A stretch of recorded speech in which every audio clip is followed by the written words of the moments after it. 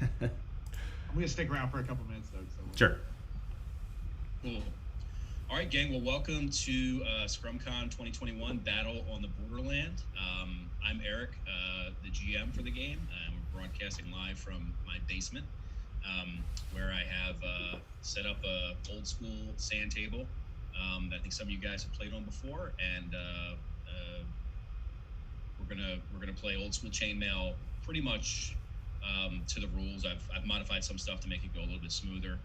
And then also really the design goal for this game was to take, the limitations that we have to with virtual gaming today, but use them to our advantage and really actually introduce some older school elements to the game that we'd probably play if we were in person. Specifically written orders with a referee, which is really goes back really far in the history of wargaming to the origins of Kriegspiel for officer training in Christian military schools. Where there would be a referee and the rules were kind of not really known. It was, hey, here's your forces. What would you do if you commanded this cavalry regiment? And the referee would interpret that. So we're going to do a good deal of that. We are going to have some rules that I'll show you guys to give you an idea of what you can and can't do. And then also the kind of blind movement, right? Simultaneous movement, which is hard to do when you war game face to face. And there's all kinds of things we do to, a lot for that, but in a real battle, things move at the same time, and you have to react at the same time. So this allows us to do those two things, which are much harder to do in person. So we're going to go around the room and make introductions. We'll start with the guys who are on the Forces of Law, which is Walt and Griff. If you guys want to say hi and introduce yourself to everybody else. Yeah, hi, I'm Griff. I'm gonna be a good guy, I guess, and I don't have a camera. Sorry, I'll try to hook something up in a while. It's just early for me. Awesome, welcome. And Walt? Sorry, my wife was departing to pick up a dog on South and was hollering down the stairs at me during that. My name's Walt. I'm not sure exactly what forces I'm running today. I'll take whatever. I got the Forces of Law sheet, so I'm assuming that's me. Yep. Okay. So, I don't know. What else you want me to say? I actually managed to get Zoom working, so game. All right. Victory for the day. All right, John and Paul, you guys are the Forces of Chaos. You want to say hey? Yeah, hi guys, I'm John. I help organize Scrum Con, and I've got a whole bunch of baddies here. I'm looking forward to rampaging over the Forces of Law. Yep, I'm Paul. I'll be your co-evil guy for the evening. Awesome. All right, we also have with us my father, Mr. Ed, who is a helper in interpreting the orders and moving the forces after you guys submit them. Very good. All right, so I'm going to jump right into like the pre-briefing with some technical stuff and then some game stuff, and then at the end ask any questions of anything I didn't cover. But we'll start with Zoom. So Zoom controls that are important to know is I'm going to make you all co-hosts so that you can move back and forth between some breakout rooms that I've created. When I'm done this, there will be a breakout room in the bottom of your Zoom window, depending on what device you're on. There'll be a button called Breakout Rooms. And if you click that, there will be a Law Commander's Tent and a Chaos Commander's Tent that I'll enable once you're a co-host. You'll be able to move back and forth. The main room will be, I think, called Main Room or Unassigned, something like that. And so each turn, I'll give an update of what happens. We'll do the battle resolution, and then you guys, for the next move, can go to your respective rooms to talk about strategy. The other important thing is once you're made a co-host, you will have an option to do something called Spotlight Video. Don't do that because that actually will spotlight it for everybody. It'll change all the camera views for everybody. If you want to look at something more closely, use the pin video command. And that'll be, you can click on a picture, like the general's view you want to look at, or the battle camera view, or a person, and then that'll bring that up for you. So just don't use the spotlight. The chat, I probably won't be checking. So if, speak out loud, or that's the best way. I'm going to have the audio on the whole time. Zoom rooms I went over. So any questions about Zoom or kind of the controls here, someone's not familiar that I can help answer? Looks pretty straightforward. Yeah. I mean, I'm already looking at the chat. I was looking at the breakout rooms. I was toggling between breakout room and Awesome. and main room. So in this main room, we've got a couple of cameras going right now. We've got the Law General's view and the Chaos General's view. Another feature that we're using with this setup is kind of an induced fog of war, if you will, right? So these cameras are up high, they're behind the forces. You'll be able to see little numbers on your cards, but then you have the roster that tells you what that is. Your opponent really can't tell what your forces are at this distance yet. As you move closer, the battle camera will show you up close, and you'll see if you're fighting, giants, or if you're fighting, cavalry or spearmen. And so that's kind of an induced fog of war that will hopefully add something to this game. The battle camera, is that on? On. Yeah. So the battle camera is actually a phone on a tripod, so I'll be able to move that around the game and highlight who's attacking who at any given time. Hopefully, and if I often forget to start moving the battle camera as the forces get closer because I get caught up in the game. So just remind me if you want to, when the forces are closer, if you want it highlighted on a particular thing. So that's it for really Zoom. We can go into the roster and a little bit of chainmail kind of stuff. If nobody has any more technical or camera related questions. I think the forces of evil would like to refer to our breakout room as the Chaos Crypt. Yeah, that's correct. All right, I'll be able to rename that when we get a break. Let me see.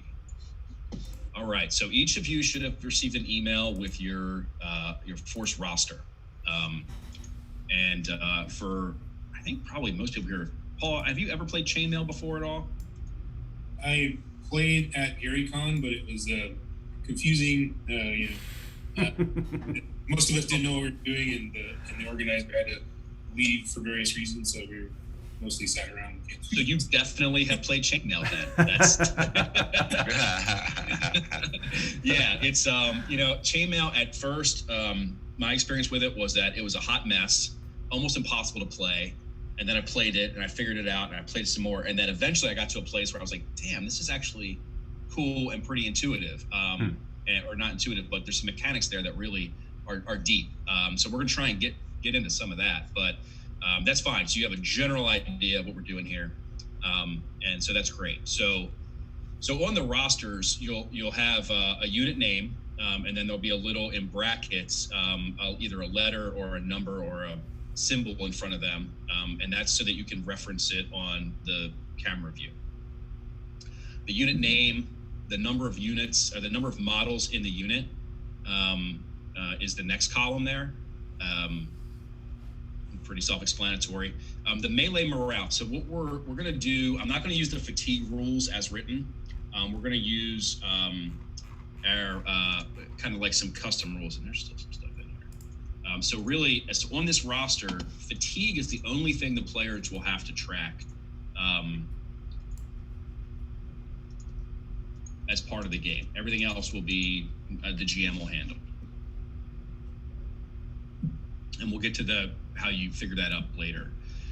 The ATT is attacks as, and DEF is defends as. So the way Chainmail, everybody's attack and defense is on a chart, a combat chart, which is in the combat tables.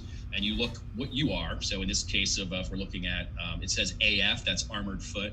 HH is heavy horse. LF is light foot. HF is heavy foot. So you got 3 categories of foot and 3 categories of horse. And then you look on the chart, you see what you're attacking, and that tells you how many die you roll and what you need to kill. You guys don't need to know that. We'll go through that as we get to it. And that gives you a general idea of how strong your unit attacks and how well they defend. If it has a number in front of it, that's the number of basically hit points that unit has. Some of them are simultaneous hits, so heroes usually take that number of hits in one round to kill them.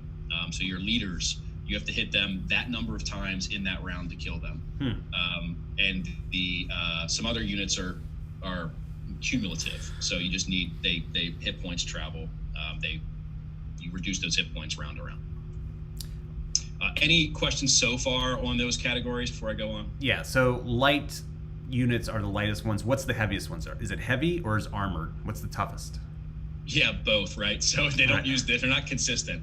So the categories are light foot, heavy foot, armored foot for infantry, and then light horse, medium horse, heavy horse. Okay. Yeah. So inconsistency in nomenclature is one of Chainmail's unique charms. Let's put it that way. I would like to have the nimble foot unit. Yeah, exactly. Kind of the longbowmen are kind of the, it's also interesting. There are definitely some historical units that are given a lot more credence in Chainmail than I think they deserve. Really? It's almost like you could tell what Gary was really interested in, or I assume it was Gary's stuff because it was the Swiss pikemen are unbeatable, right? And I know he's Swiss, and so they get basically every rule in Chainmail says except for Swiss pikemen, which can do it this other way, which is interesting. Yeah. That's interesting. Cool. Any other questions on the first couple of categories there? What is the difference between armored foot and heavy foot? So it's just one category better. So the armored foot are tougher.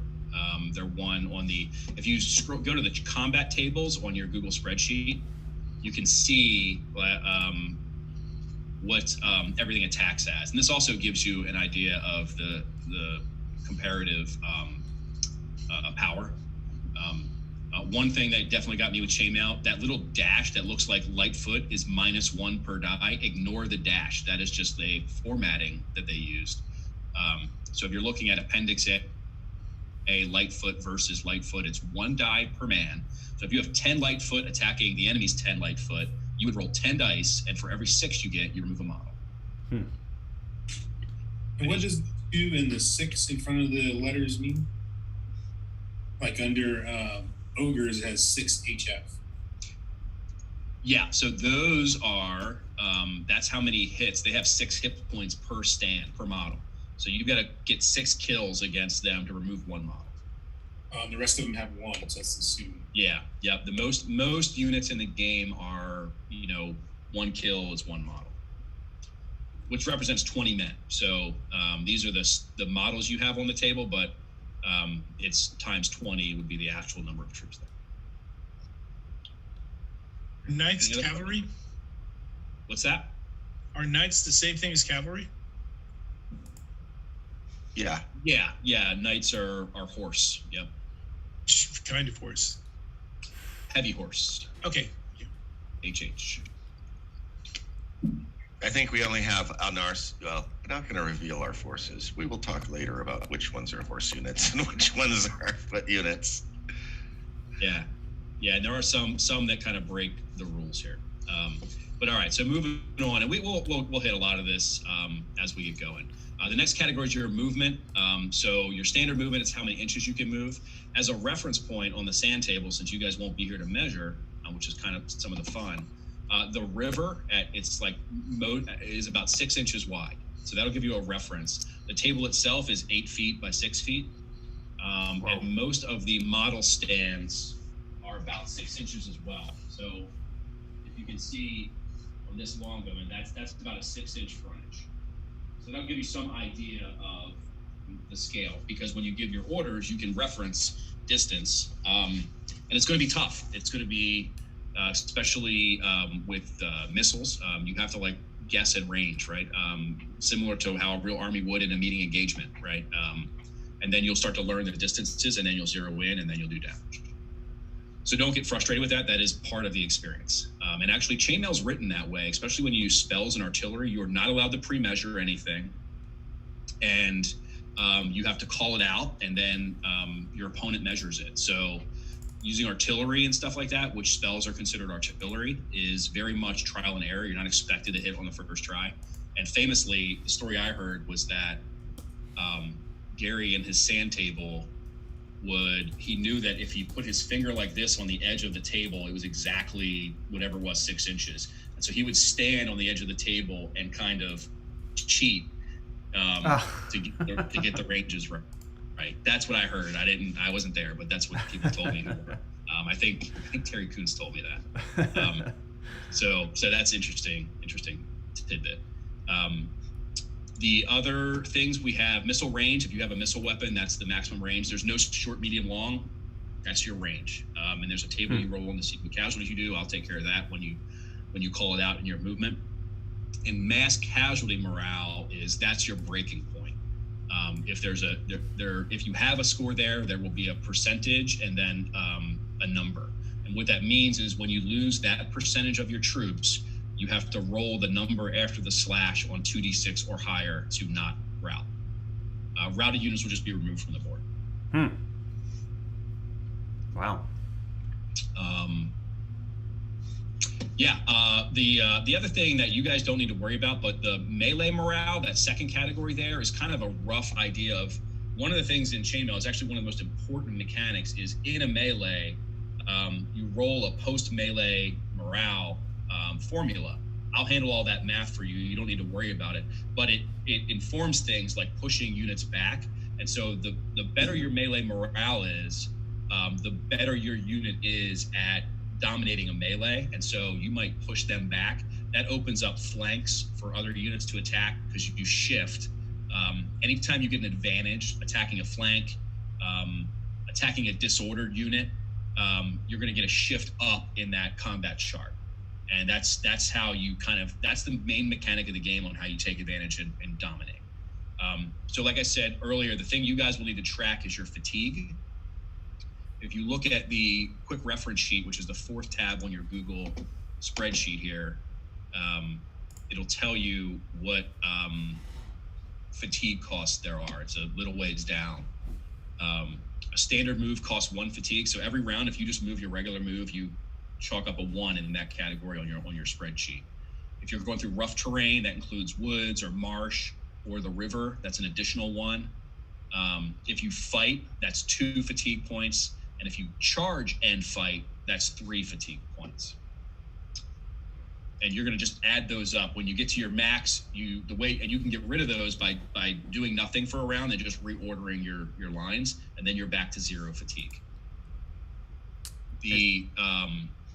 Which brings us to the charge movement. The charge movement is you can move that extra bit if it is extra over your movement.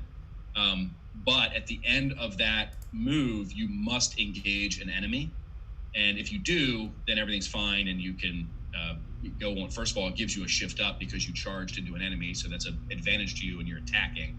But if you don't contact an enemy, he moved out of the way, you misjudged the distance, then at the end of that, you're automatically disordered as if you reached your fatigue level.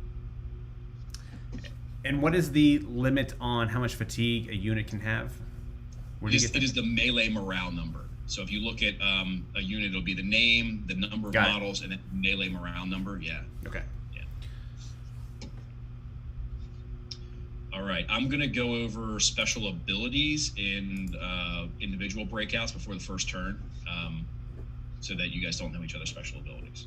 But any other general questions on the roster, the stats, or anything like that? I had a question about. Maybe I should wait until we go in the breakout, but something happens later. I guess I'll ask later. Yeah, if it looks like it's a special ability to your guy, wait. There are a few. All right. So I'm going to make everybody a co-host. Remember, don't spotlight video, and then that'll allow you to move to your breakout room, and then I'll come pop in each one and answer any 4 specific questions.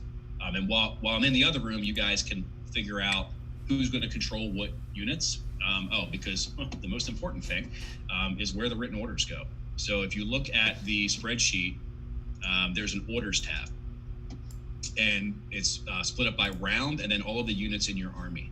So each round, someone in the orders, the C column, will have to type in what each unit is doing. You can be general. I'm going to interpret the orders to the best of my ability and in your favor as much as possible. So you just type in, advanced full movement. You can type in advanced 3 inches if you think you know what 3 inches is. Charge unit C, whatever you want to do, and I'll interpret it as the best way that I think that commander would do it. And so I might mess up, and then that's just kind of the fog of war and the burdens of command. But I'm a neutral. One of the good things about having a referee is it's a neutral observer, and I'll make the best call that I think I can, and then we'll see what happens. And that'll be the fun of it for you guys to see. After the simultaneous movement, where did everybody go and what happened, and I think that'll be fun. All right, so let's make everybody a co-host. John, you're good. Paul, you're good. Walt, good. And Grifka. All right, so you guys test out moving to your appropriate breakout room, and then I'll pop into Law first and answer some questions, and then Chaos. I do not see anything for breakout room. Please excuse me. I don't use Zoom in my work day to day. No problem. That might be my fault. So you are Chaos, right? Yes. So Paul's able to move. So John assigned to Chaos.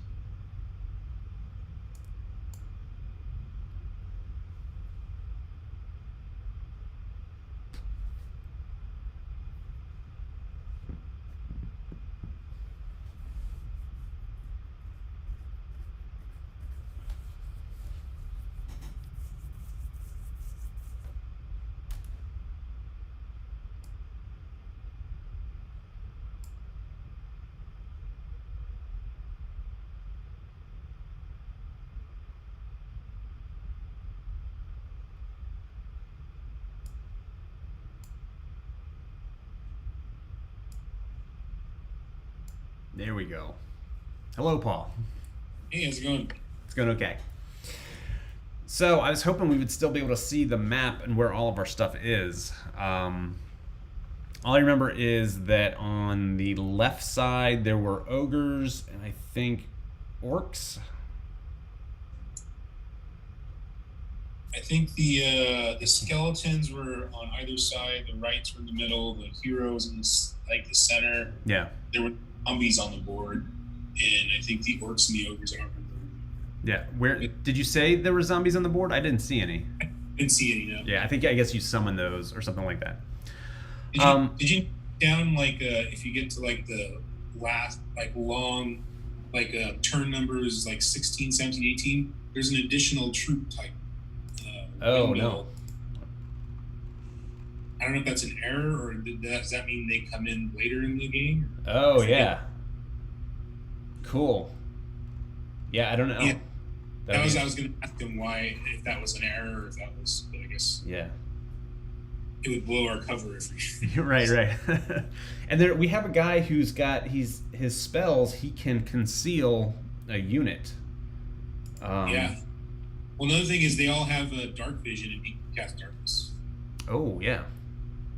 Everybody orcs and the ogres have dark vision. So if we can move the orcs and ogres sort of to one direction and have all dead go to the other direction to cast darkness, that should be pretty helpful.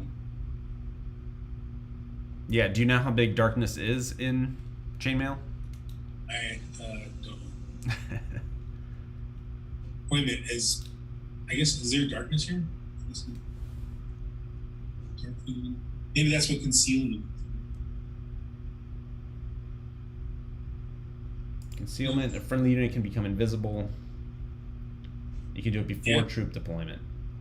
I guess never mind my strategy. No darkness. These orcs look pretty weak though. They're slaughtered. Yeah. But they're bow units. They're the only ones with bows, right? So keep them back.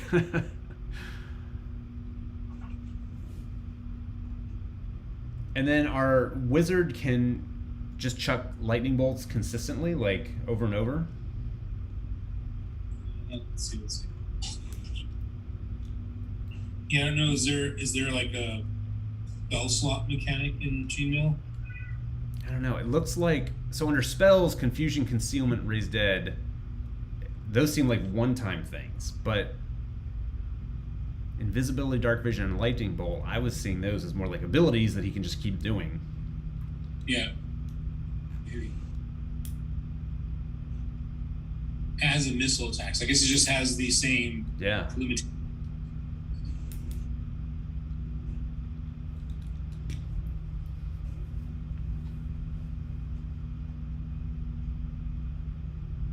All right, so what do you think we want to do? Do you want to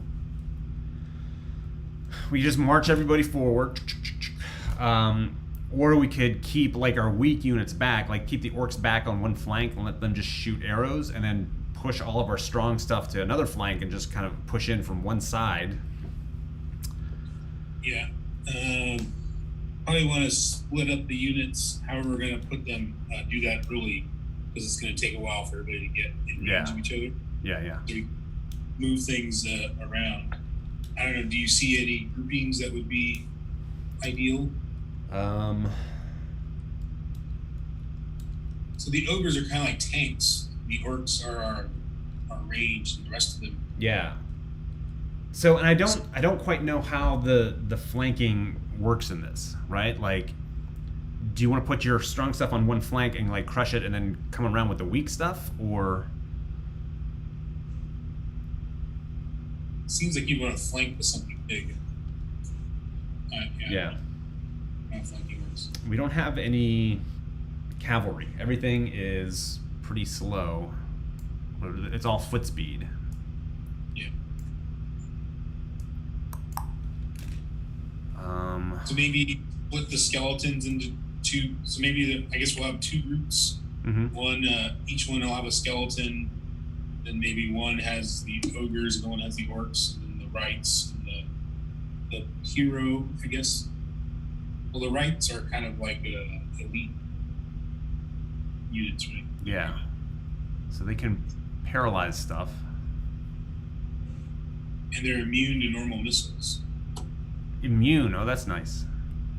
A lot of our stuff doesn't take any damage from normal missiles. So it might be...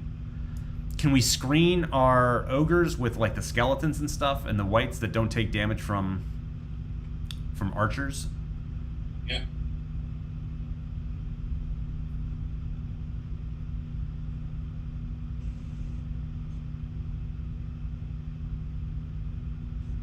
Yeah, so we put a group of skeletons in each.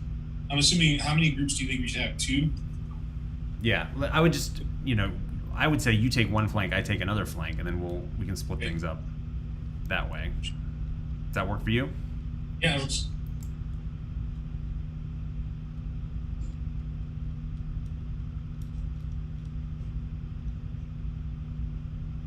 So only the ogres and the orcs are vulnerable to archers, correct? Yeah. Well, let them take half damage. So yeah. Right. So like the skeletons, they say they're unbreakable, so I don't know what that means. They're just not gonna, is that already factored into the mass casualty morale column? They just don't have that, they don't have to worry about that? Because these troops never route from a mass casualty morale, post melee morale results. Yeah. It has to do with morale and really.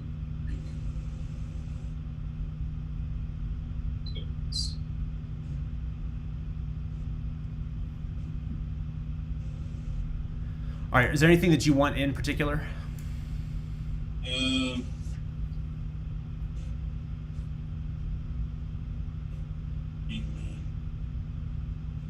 Not really happy.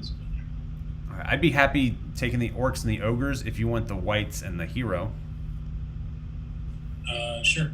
Does that work for you, or? That's fine. Okay.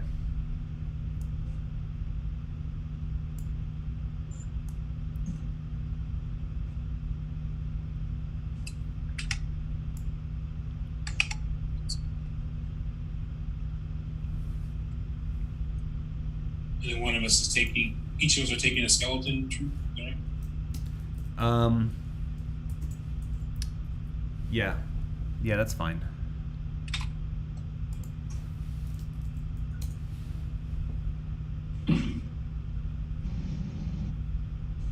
Hey guys. Hello there.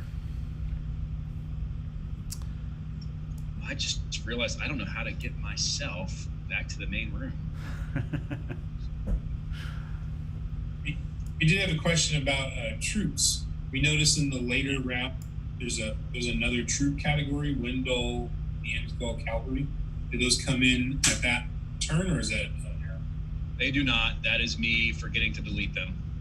Sorry about that. I thought I did. That was one of the units I took out. Where are they? Oh yeah. No, ignore Unit F. They're not. I've run this a couple times with various groups of units. So sorry about that. That's my fault. Anyways, there goes our whole plan. Yeah. There's when I had 6 players, there was more units on the board, but it actually allowed really less maneuvering. Really, all anybody could do was just go right at it. So I took some units out, and that was one of the ones that was the least effective and useful. Gotcha. They pretty much routed the first time anybody attacked them. So I just got rid of them. All right. And so questions, guys. Let me run through your roster real quick because you got a bunch of special abilities here. And then I want to try and get started. We can ask more questions as we go. But all right. So the Hevel of the Vile is your leader. He fights as 2 armored foot, and his biggest thing is he's a hero, which means he can attach to a unit and provide them a bonus to their attack as well as morale. Although a lot of your units don't have morale problems because they're undead. He can turn invisible if you want him to. He has dark vision, which you can see in the dark if that ever comes up. Lightning bolt. Lightning bolt is not a spell in this game per se. I mean, it's a spell, but it's treated as artillery. And so what that means is that if you want to use your lightning bolt, you use it during the missile phase, like a missile attack. The trick is that you have to call out relatively blind with no pre-measuring a distance and then a direction. And so you'll say, I want to shoot this lightning bolt. It has a maximum of whatever it is, 24 inches. You can say 16 inches towards that cavalry unit. I'm going to measure it out 16 inches in that direction, and that is the end point of your lightning bolt. In other words, the head of it. And then you measure back 6 inches back towards the caster, and that's the area of effect. So this is the way artillery is actually done in Chainmail. So it's kind of like you have to kind of get the range, and as you go on, so expect your first lightning bolt to miss, right?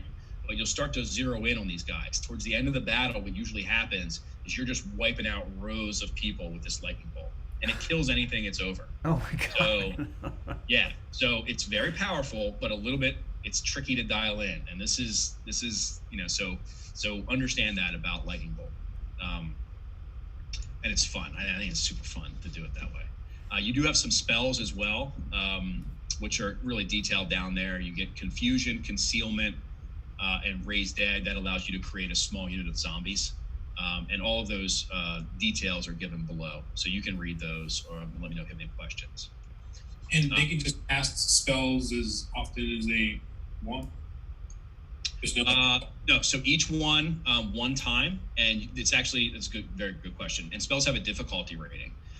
So there will be 3 numbers. So let's look at confusion, right? So it's 36 inches, so that's the range. You can cast it anywhere up to 36 inches. And then you've got 3 numbers. It's actually 4, but it's 3 categories: 10, 9, and 8, or 7. So you roll a 2d6, and if you roll a 10 or higher, it takes effect immediately. If you roll a 9 or 8, it takes effect the next round. And if you roll a 7 or below, it fails. Ooh. Once a spell fails, you can't use it anymore. Ooh. So, but if you're successful using it? Yeah, if you're successful, you can use it again. Oh, wow. Okay. And concealment we can use before the battle, correct? Yes, you can. There's no spell. Yeah, I mean, yeah, I did the troop deployment already because we kind of have to in this situation. But yeah, if you guys want to do that, go ahead and roll it now, and then I'll try and surreptitiously remove it from the board. Yeah, I mean, I don't think that they have studied our board enough to memorize it. Or I mean, they could be doing it now, right? Are they still in their breakout room? They might be back in the main room, but they're talking. Yeah, if you want to do it now, I think that would be, I'll do the best I can. Yeah, let's do it. Okay, which unit do you want to And you guys will need some D6s because you're gonna be rolling all your own stuff. Which unit do you want to conceal? I don't know. What do you? I would say either your whites or the ogres. I'd be fine with you doing the whites. You know. Let's do the ogres because the whites. Do you want to roll? Because I don't have any dice. Sure. Yeah, I'll roll. 2d6. Is that right? Yep. Oh, come on. Come on. I got a 6. All right, it fizzles. Ah, no! you can't use concealment anymore. This battle. So the good news is they don't know that. So Right. We can threaten them with it. Yeah, it's cool. So other stuff is you guys have. So the whites, one really powerful thing they have is their first round meleeing another unit. They paralyze that unit for the next round with fear. So the first time that they attack in base-to-base combat a unit, that's incredibly powerful. They also fight like hell. Well, because they're undead from hell, so that makes sense. The fantasy combat table, so any unit that has that can fight one-on-one another base or model on the fantasy combat table, which you go to combat tables is kind of much preferable odds for these one-on-one of these fantasy units than the true table. So the general idea is like if you want to get rid of their leader, you want to attack him with your leader, not a unit of spearmen, right? The heroes mow through common troops. Yikes. Okay. Most of your guys are undead or immune to fear, so that's you can. They're also not going to be broken. They can be pushed back as a result of a melee, but they can't be broken, routed rather.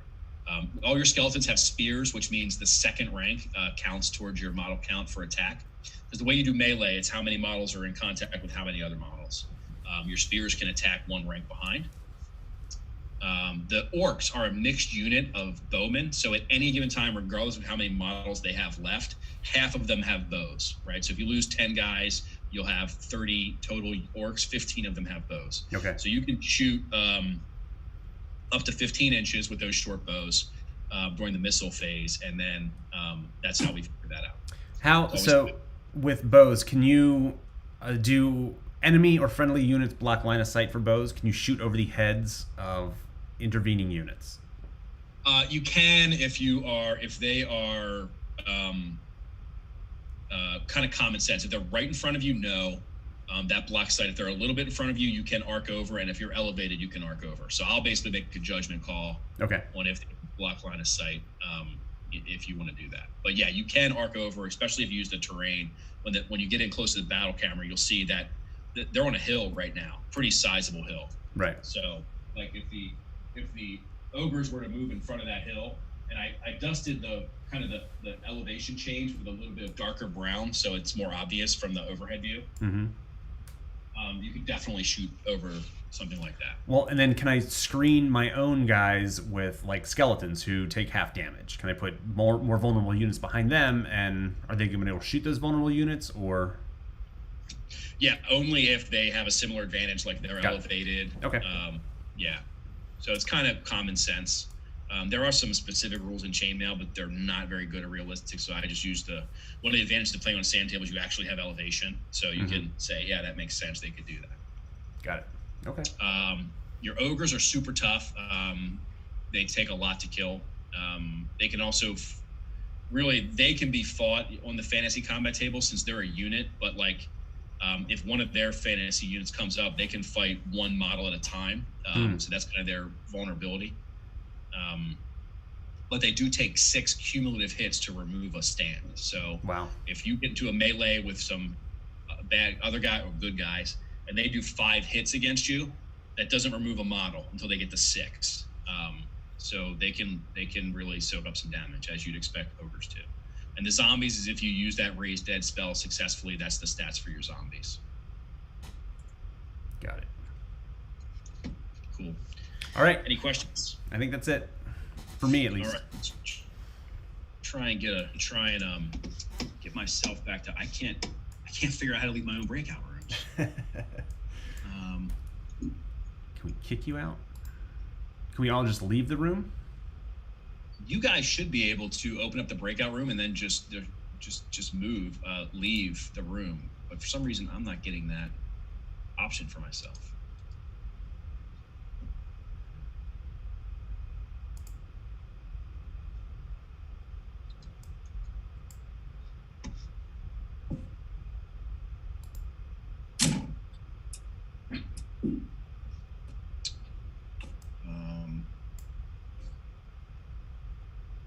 You guys go ahead and see if you can. Well, you actually probably don't want to leave, do you? Actually, see if you can move me as a co-host, John. Open up the breakout room and see if you can move referee. Yeah, I can't. It's not letting me do anything to you. I can't drag you. I can't right-click and do anything with you.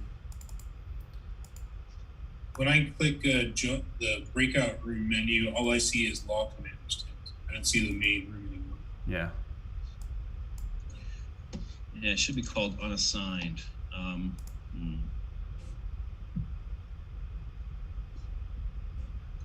Zoom updated since the last time I used it. There used to be a little button that said leave room. I see a button leave room. Let me try and see the. Where is it on your screen? It's in the lower right-hand corner of my screen. And also, when I clicked breakout rooms, I can. I see it. Okay. Yep. Okay. That's how you do it. All right. All right. Bye-bye. See ya.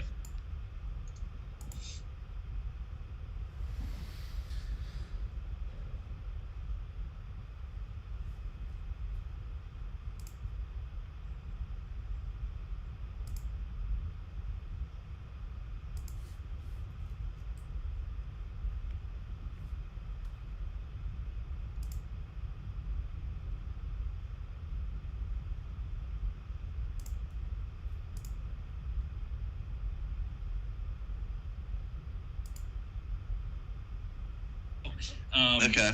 You We'll think? answer any other questions as we go along. Like I said, really all you guys have to do is give common sense orders to your units as we go through the phases of the game, which you'll see on your roster. We have the simultaneous movement system. So under the quick reference sheet. So what we'll do is both units will give written orders. Both sides will give written orders for each of their units. We're not doing any misinterpretation. Then it's artillery and spells, then it's missile fire, then melee, second missile fire if you have units that can do that, like some bows can fire twice if they don't move, and then we do it again. So there's no other questions of a major order. We're going to start with the movement written orders phase. So each of you guys divide up your troops how you will. You can do that in your breakout rooms, or if you already decided, and then type in your written orders. When everybody's done, let me know, and then we'll move into the next phase. Sound good? That sounds great. Sounds good. Yeah. Okay, All so right. we go into our room to do this, is what you're saying? You can. Yeah, I would do that, definitely. Okay, let's do that then. We have to All talk right. amongst ourselves as we type. Yeah. Eric, All right. All right. I'm joining the Law Commander's tent. I'll see you in a bit. Well, if they're all going to go to the log commanders, yeah. you Hey, can just treat this as chaos commanders. If I can get it to work. Oh, I gotta hit leave? No. Did I just leave the thing? No. John and Paul, you guys just staying in this room? yeah. Okay, I'll leave the chaos view here. Walt, I moved your law view over to your law tent, if so you guys can look at it. No, that would be fantastic. What is it wanting me to go to the chaos room? This must be part of John Sears' cunning. That's kind Time of over ops. We've cast confusion on you. we're hoping that you'll join the dark side. Should We have be- cookies. well.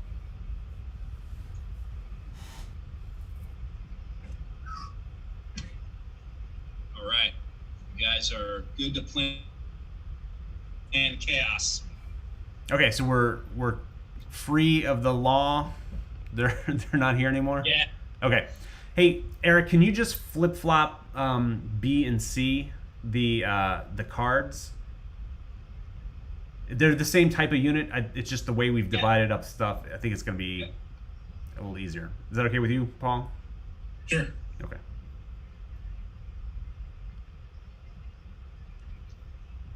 Good. Yeah. All right. So I think I would push my C guys up to the river and bring the E guys in behind them. Yep. And then the D's, I think they're just going to pretty much hang up on top of that hill. They might get closer to the edge, but I'm not going to bring them down off that hill until stuff is really vulnerable, because I think they're going to get just wiped out.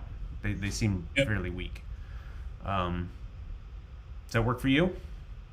Yeah. What do you think they're going to do? They're probably just going to go straight forward? Yes. Yes, having played Walt, he is a very he just moves stuff forward. As from what I've done, when I've encountered him before, like he's pretty straightforward. There's not a lot of tricky plans. So that's what I would guess. So this Griff guy, though, he might be able to come up with something different. I think the battle is going to take place in between like those ruins on their side and the river, like the middle of the river.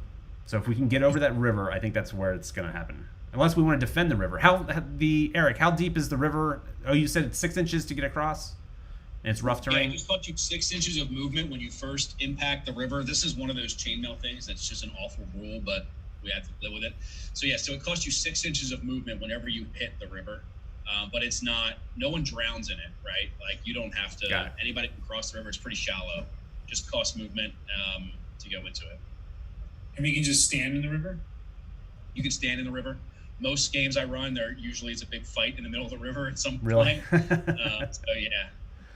So maybe we should plan to get them into this river part where it kind of splits, the river splits with then I can come around, one of us can come around to flank. Like one of us goes straight forward, can kind of provide a target, let them come to us, and then the other one can sort of flank on the side of them. Yeah, I don't know how. So yeah, we could push up and just hold our side of the river, and your wizard guy can just chuck lightning bolts at them. Yeah. Because then they're going to be slowed down trying to get into the river and charge us that way. Yeah. We kind of also want to draw them to within range of your bowman. Yeah, that's a good idea. Okay. So maybe aim for that point in the river directly in front of V or C, like that. The little island, you mean, like that? Directly in front of C or V, the sort of like arrow straight of the river.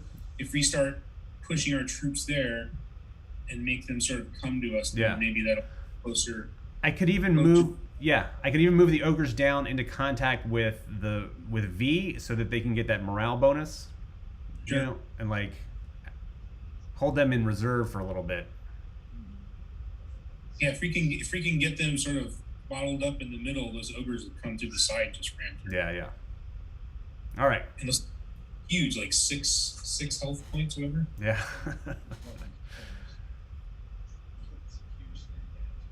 All right, so then what we're going to do then is sort of target that river point between V and C then, or something like that, or between in front of V. Okay, so then for my turn, then I'll probably attach A to V and then start moving them in that direction, I guess. Got it. Okay. I can send C all the way up to the edge of that river, right? And like hold our bank straight forward. Yeah. I don't know what yeah, that's fine. Oh, we should probably be writing these orders down into our orders, right? So which way is north? I guess north is the other side. Yeah, I mean, according to this is actually I built this table from the map in Keep on the Borderlands. So north is the law end of the table. Okay. This is that river that's just south of, like, if you know that module. Yeah. And do you have to call when you're turning, or is the turning assumed? Yeah, so there's some I didn't go into detail because I want to kind of keep this as narrative as possible, but if you look in your roster, it tells you like what movement cost. If you just want to wheel, which means one side of your unit stays put and the other wheels, I'll just measure from the outside inches. So if you like wheel towards a unit and your furthest guy moves 3 inches, that would just be 3 inches off your total movement. You could also do a maneuver, which is a right face, a left face, and a about face, and those take up a percentage of your movement or your entire movement. And elite units can do it better and faster, right? Because they're drilled. Okay. And if you want to know the specific rules, you can read those in the rules tab of the roster spreadsheet. Is Vahavela a man or woman? What? He's a demon necromancer. Whatever you want to, whatever you want it to be. Yeah. The woods on top of the hill, they don't extend to the edge of the hill, correct? No, you're pretty much where the furthest tree is. If you were to draw a line, it would be dot to dot, right? Got it. So they're in the woods right now. Yeah, so far your orcs are completely in the woods, and your ogres are too, really. They're like coming out of the woods. Right. The idea was that Vahivala brought the undead up to the, and then the monsters of the forest are joining him in this attack. The orcs and the ogres. Man. So my unit C, you said the width of that unit is that 12 inches? Because there's 2 units that are each 6 inches wide? Yeah, more or less. It's technically those stands these are a little bit smaller. So that width is each one of your stands of these guys close ordered is about 4.5 inches. So it's about 9-inch total frontage. Okay. So yeah, the skeletons are mounted on like a close order base. Got it. And when you attach a unit, do you have to then go into like some specific formation, or can you basically just be next to it, or how far can you be? Yeah, you do just base-to-base contact.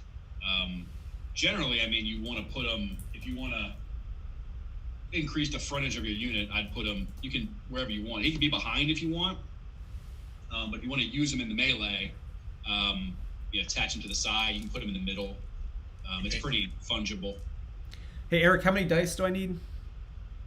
It depends on how good you maneuver, but I mean, it can get kind of like you could, in theory, if you get like a really good attack on a weakened unit, you could do 20 dice, right? But just grab grab a handful and you just roll them. Are you letting us roll our own dice?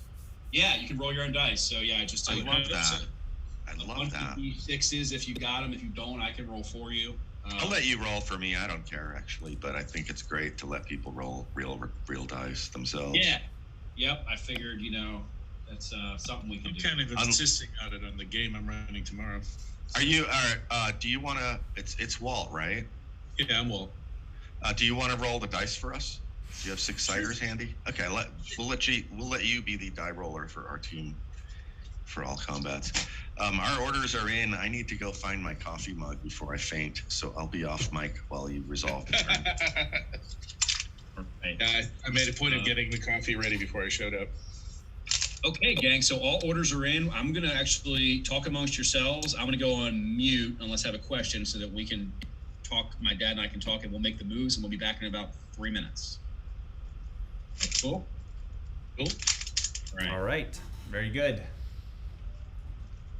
They've got the moves like Jagger. I'm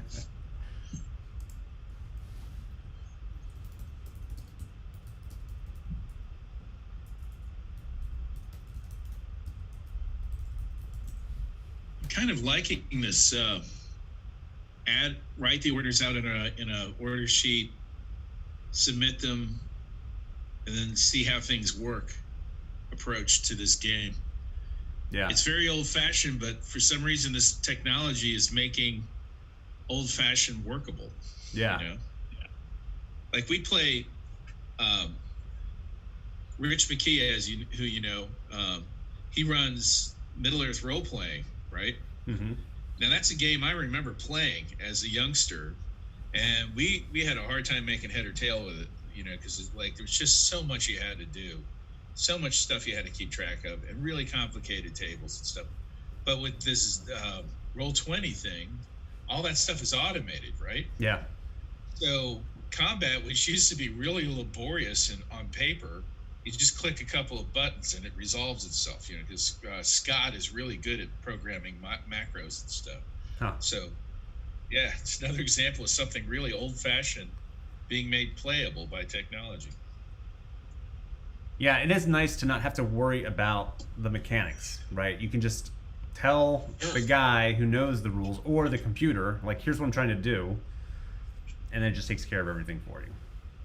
Well, it's really smart for role-playing companies, particularly when they have something that's complex, to invest time in creating a Roll20 style online play presence, like that Alien game we were playing. Somebody took the time to do that already and was either selling it as a product or giving it away to help sell the game. Yeah. And I was vastly impressed with that. It's like, wow. Yeah. You did all this up front, so we don't have to. So. Oh boy. All I had to do was roll dice and die. Which is what I Exactly. Well, I shouldn't have to tell you that. No, that was Zach who died in literally the first combat of the first. Yeah. First 15 minutes of the game. Yep. Whoops. He was turned it into Dallas.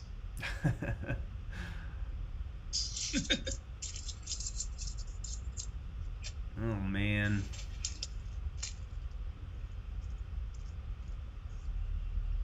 Well, I don't know if I'm going to be this adept at using Zoom tomorrow, but at least I can make the game happen. So, fingers crossed. Fingers crossed. My Zoom embeds, we tested it multiple times. It was working fine, and then this morning everything refused to cooperate. So we're just limping along now. Yep. I mean, I had the hardest time launching the client. I had the hardest time. So yeah. I hope it works tomorrow.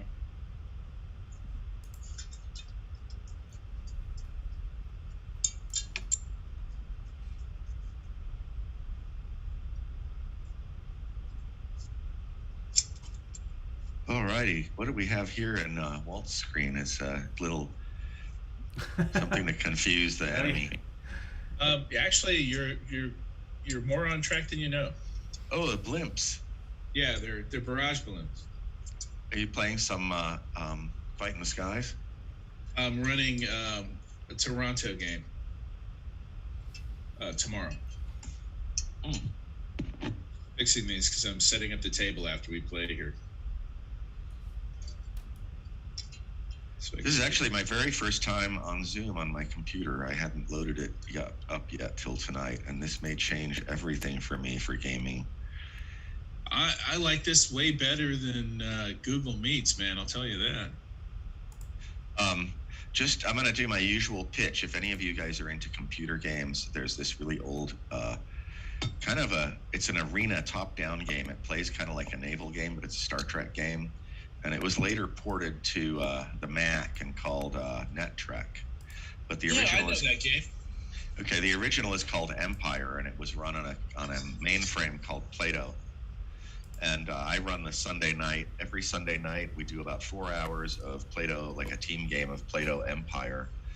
And if you go to cyber1.org, the word cyber, and then the number 1.org, you can get a free sign-on and play for free.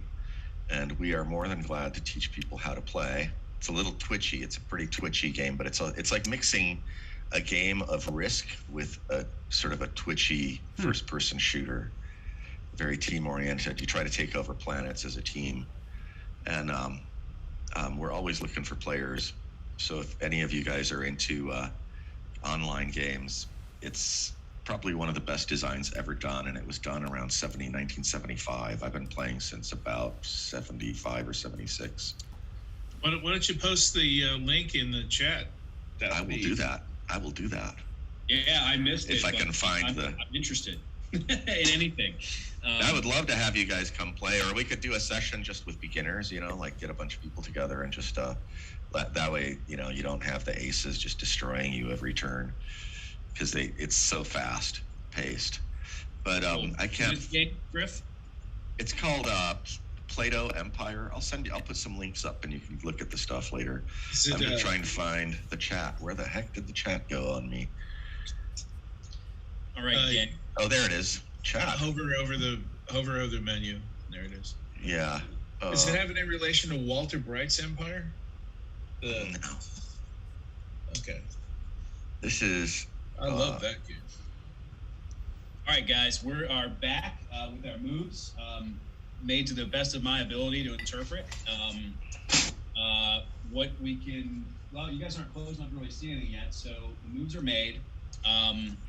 We are now in the missile phase. So I think, nobody. So any firing or anything like that you're doing would have to be in the order. So there was no declared firing of anything. Nobody is in melee combat, and so for those of you that do have missiles, remember to say who you want to shoot at. Okay. If you want to. I don't think anybody missed any opportunities. The distances were still pretty good. And I don't want to say what kind of any units did yet, because then that'll give away what those units are. So we're now in round 2.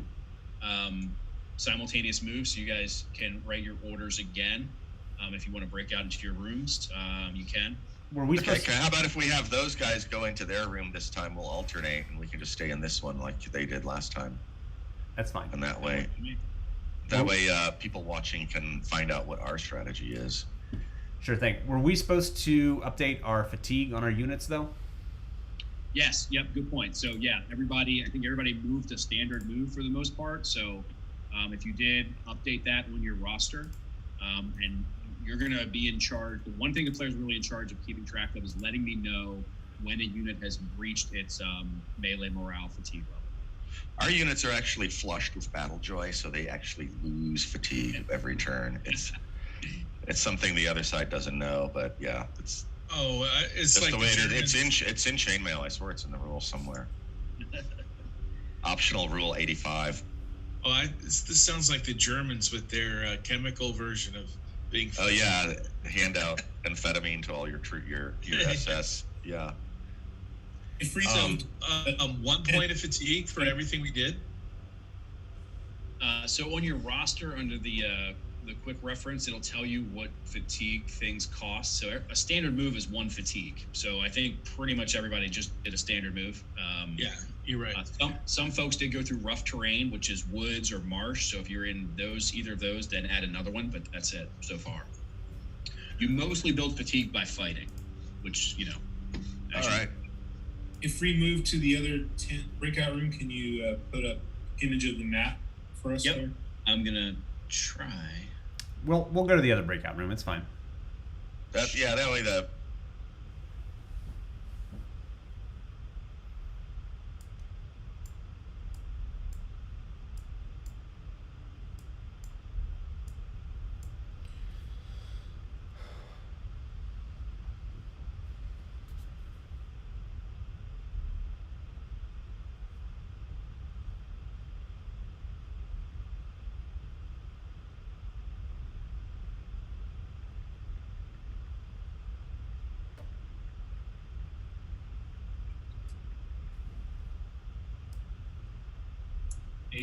Hey there.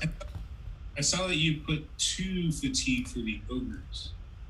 The orcs, it's because they were moving through woods. I thought that was what he was kind of hinting at.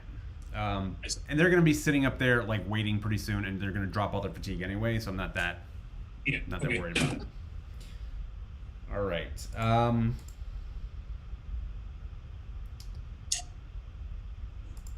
So I realize the skeletons don't have a high, like, fatigue threshold. Like, their threshold is low, so they're gonna have to, like, they're gonna get to the river and have to rest.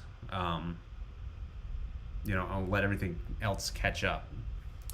Let me see. Let me take a look at our map here. Yeah, those skeleton troops are just all the pieces. Yeah. Yeah, so I'm thinking, like, C will just keep moving up to that river and then hold once they get there, and then... How do you see the map? Oh, okay. I see. You do pin it, yeah. And then I don't know, your wizard guy should probably get into position to start chucking lightning bolts. So I'm fine with my ogre staying attached to him. You know, so you just move your wizard where you want him to be, and then I'll just have them follow along with him. Yeah, I think I was gonna try to move him up one more round, so we kind of get more range, and then I'll start firing. Okay. And it looks like what is the 24 inches? So yeah, I think we definitely need to be closer. Yeah, but I think after you move, you will be in range. Yeah. Can I fire? Can I move and fire? I can't. I would try it. Okay. Because you're definitely going to move. Yeah. So, all right.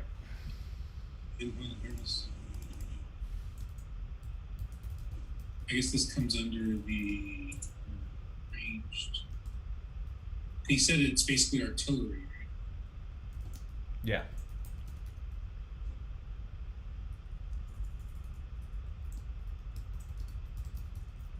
Oh, artillery is taken on the third point, so that's.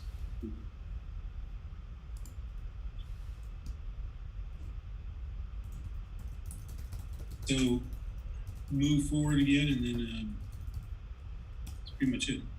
Yeah.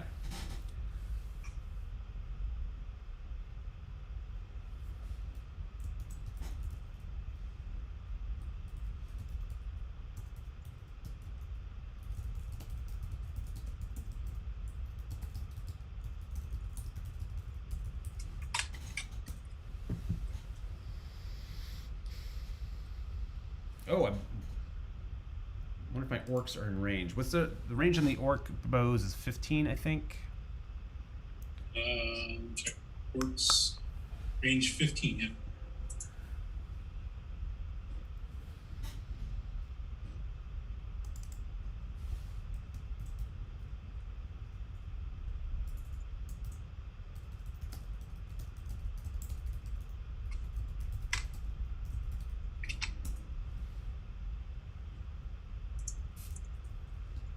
You know, I'm just gonna hold off.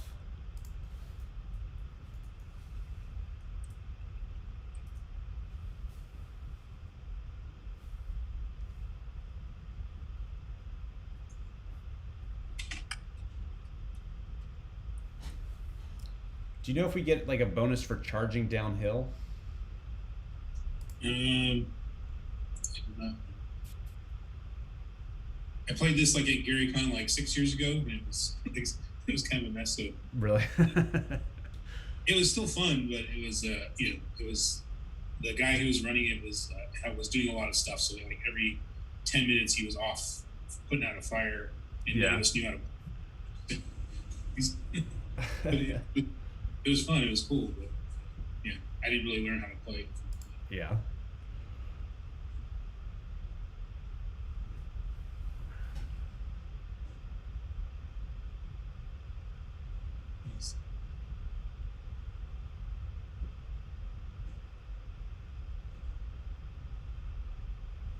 I guess being uphill prevents charges. It slows movement, but going downhill is no problem.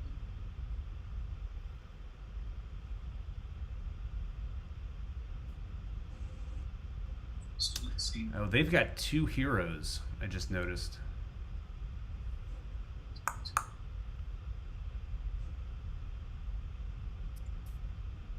Forces of chaos never bring enough chaos. Yeah.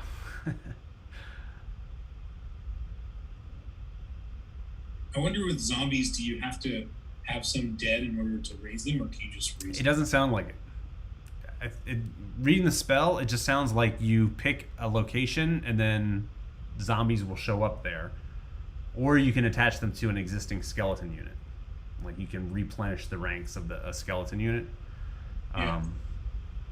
What might be cool is if like, for example, say your skeletons engage a group of them, and then I can cast a zombie to come up behind them and flank them. Yeah, that's a good idea. Let's try that. That would be kind of fun. It sounds like we're good. Yep. All right. Let's head back. Right?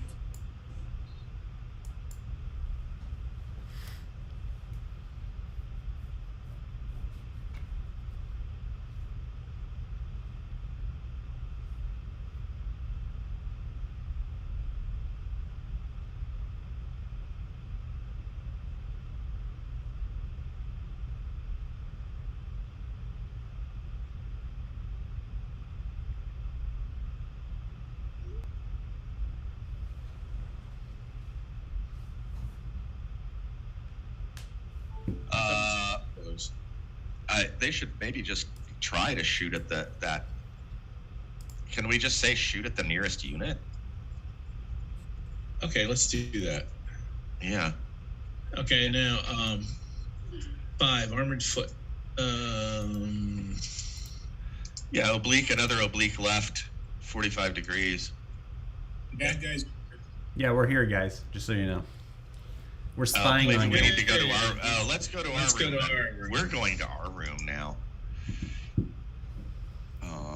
If I You can did? find my control.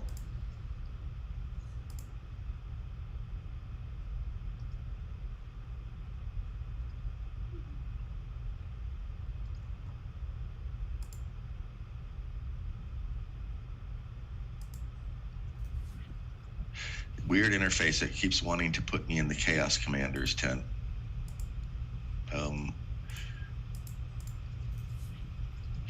Weird interface. It keeps wanting to put me in the Chaos Commanders tent.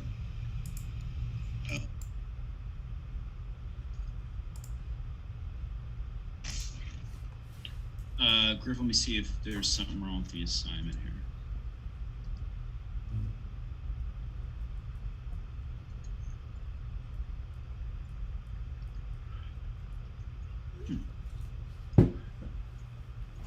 Yeah, I'm just not. Sorry, It only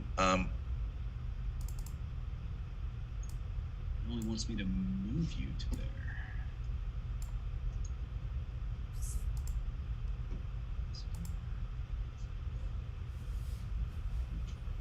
Guess he figured it out. Cool. Sorry, I was checking our technical difficulties. What's going on? They had to go to a breakout room. Yeah, they weren't done. Oh, sorry. Yeah. They weren't done their orders yet.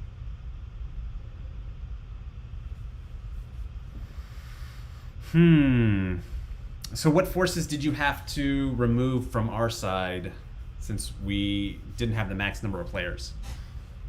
I just took out that one cavalry unit. Oh, really? That's it? Yeah, it was it was a pretty big unit that kind of occupied a lot of space because it was a light horse unit. But it both times I played this, they had almost no effect and routed really quickly. Because like light horse are like they lose 25% of their models, and then they have like a 9+ or whatever to route. Oh my gosh. It was kind of like, and it's also difficult because they're javelin armed missile troops, and so the idea, like Jeanettes, like Spanish Jeanettes, and they're supposed to like ride up and they have split fire, but that's really hard to explain to people who haven't played the game. And, and to give it in written orders was it never really worked. So I was like, well, I'll just take that out. And then so it's weird that they can't come back. So I'm used to like in Ancients, right? You have the like light cavalry, they ride up, check their javelins, and then feign retreat and run away, hoping to get people to follow them. It seems like a light horse like that could come back, from so a route. They can. So they can do that in chainmail. It's just it never worked with the written orders of people understanding that you can do that, but you can only move. So the one time that someone tried to do that, they moved their full movement and then threw their javelins. Well, then you can't. You have no more movement in your second movement. They do. They have the split fire ability, which I think that special ability is still actually in your roster. It's still. I think I left it in there. Yeah. But yeah, so they can, but it's just like it was very hard to communicate that over the written orders and the virtual. So since no one ever used them to effective, and they do take up a lot of real estate, they were kind of right in the center. which the second time I ran it, the units basically stretched the entire length of the board, which then that means you really can't maneuver. There's no edges, like there's no ability to do that. There's still not a lot of ability in a medieval, type of pseudo medieval battle, but still, I wanted to give some ability for them. Yeah. And then I took out. What did I take out? I took out another medium horse unit from the wall side. So just kind of gave a little bit more room. And awesome. Yeah, but that's. This is cool. How many times have you run it, Chainmail, like this? Well, I've run Chainmail. Actually, mass combat Chainmail, I think I've only run it three times. Wow. I've run man-to-man scenarios a few times on this table. Yeah. But the mass combat only 3 times. And do you have any idea how much Gary and that group were running Chainmail? Were they playing it weekly for years, or was it like a couple times a year they'd get together and run it because they were also playing other stuff? I think like daily. What? No way. Really? Yeah. I mean, I've talked to people who would just stop by on a random day. And it was like Gary's basement, and also I talked to a guy who was playing in Don Kay's garage. So I think like when this got hot in I'm not the guy. Yeah. Peterson knows all this stuff, but whatever they call it, was it the Castle and Crusade Society? Yeah, that sounds familiar. They had a couple different groups, the Lake Geneva, WTA, or whatever it was. But at various times in various places, it was, when the weather was nice, pretty much daily, I think, or often, very often. Wow. I had no idea. It's like you hear like the Beatles, right? Like they were playing in some dive bars or something for, every day for years, honing their skills. So it's interesting that they were doing that too. Yeah. I'm sorry. No. Do you have any references for how you learn Chainmail, like how you interpreted the rules? So I played a lot. So my main was playing at GaryCon, which is a convention in Lake Geneva every year. And there's a guy there I mentioned before, Paul Stormberg, who runs, we calls it the Legends of Wargaming. Yeah. And so there, just playing with all those people and over years. And the cool thing about that is he tries to get... Okay, our move is in. Awesome. All right. He tries to get the people who wrote the game, or at least were early players of the game, to run the game. So, like, Mike Reese runs Tractics. Jeff Perrin, when he's healthy in there, runs, like, Cavaliers and Roundheads. Mike Carr runs Don't Give Up the Chip, because neither of the creators are alive, but he's an early player. And like that. So, it's cool. You get Dungeon. You get to play the prototype Dungeon board with Dave Magary. So, it's awesome. I ran the original rules for D&D aerial combat, which was based on Mike Carr's game. It was Battle in the Skies, and ran that over on the Fight in the Skies table at the last in-person GaryCon, and it was fun. Yeah, it's awesome. Cool. All right, you guys talk amongst yourselves about the early days of D&D, and I will go make these moves. All right. Now it'll be interesting to see what happens here. Yeah. My son. The big thing is just what's that? No, go ahead. Just whether our orders make sense to our host, and whether our troops actually go where we think they're supposed to go. Yeah, Griff's kind of talks like Patton, so he's throwing out these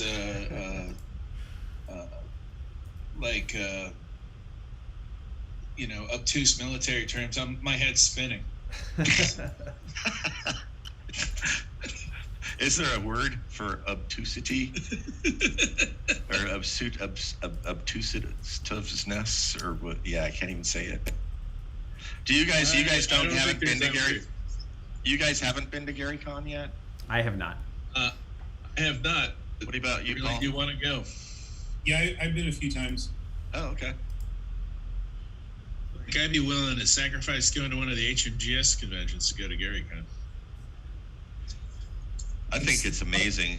It's the best convention ever. Yeah, I think it's my favorite con of the year.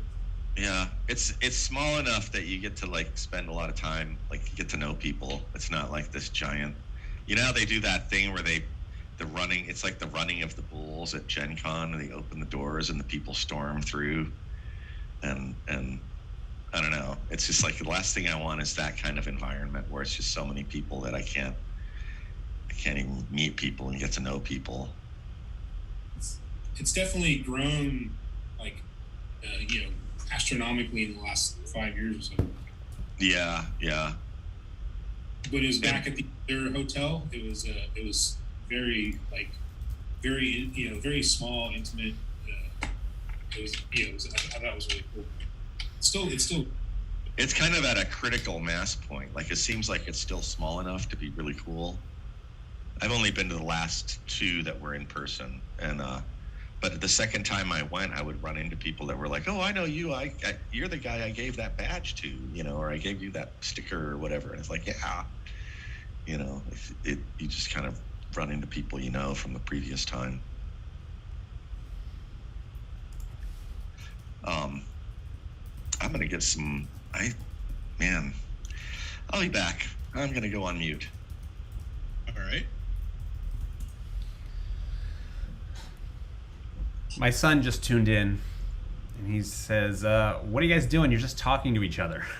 Like, well, the enemy are off planning their moves, and we're waiting for them to return. And in a war game, you do spend a lot of time just hanging out and chatting while people push little lead figures around.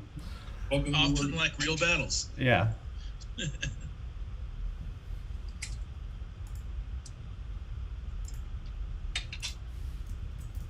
I can no longer see our chaos cannon.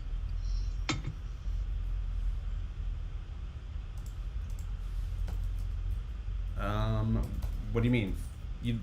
It's not possible for me to view it anymore in this room.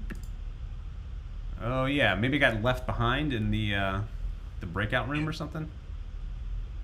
Seems like that.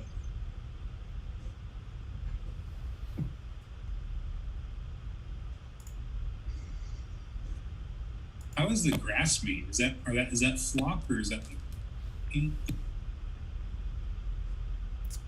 I don't know. It does look like flock. Although, how would you get that flock out of the sand? Yeah, that's what I was thinking. I don't know.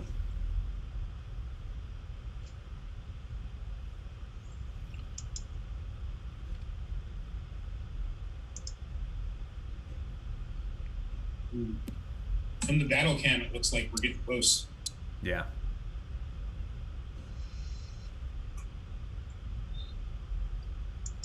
And now I can start to see what the enemy troops approaching might be armed with. What they might be.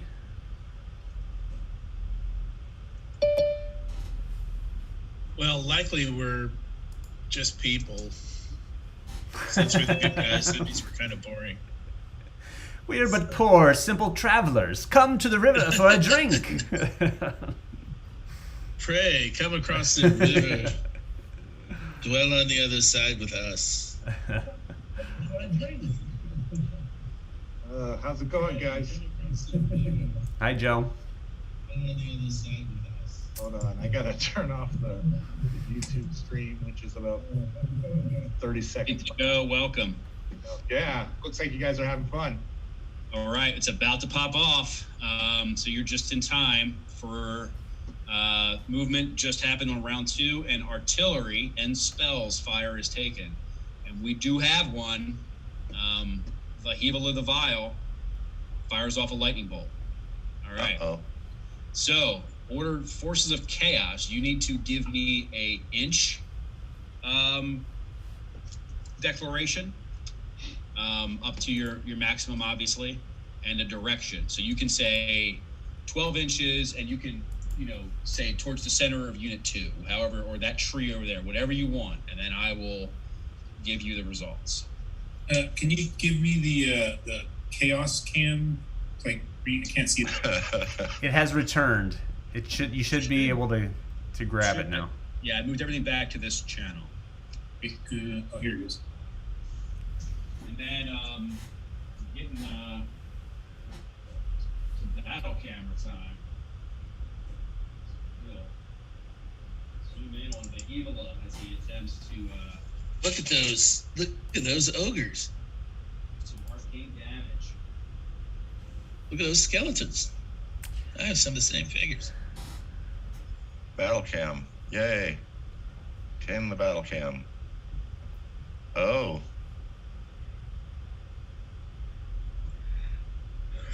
All right, Mahibala, what do you got? 24 inches in the middle of that rank of soldiers directly across from the vial under. That's gonna scorch. That'll leave a mark. Yeah. Mahibala, aiming towards that point. What was that? Where I'm touching, is that where you want to shoot? Can you see? I believe so. Yes. All right. He's gonna say I believe so and then be like, oh no, when the result is low, like, oh no, I meant over there. This is a test fire because I have no idea how this works. So. Well, Yeah. that fire was on the money. Holy cow! 6 inches back, you just scorched off 3 of their models. Oh, ow. Nice. Okay. Pretty heroic looking one. You killed- What do you say the forces of law just retreat now? Fully off the board. Nobody said anything about lightning bolts. And then, of course, Yeah, we don't have any. these units would fill in. So,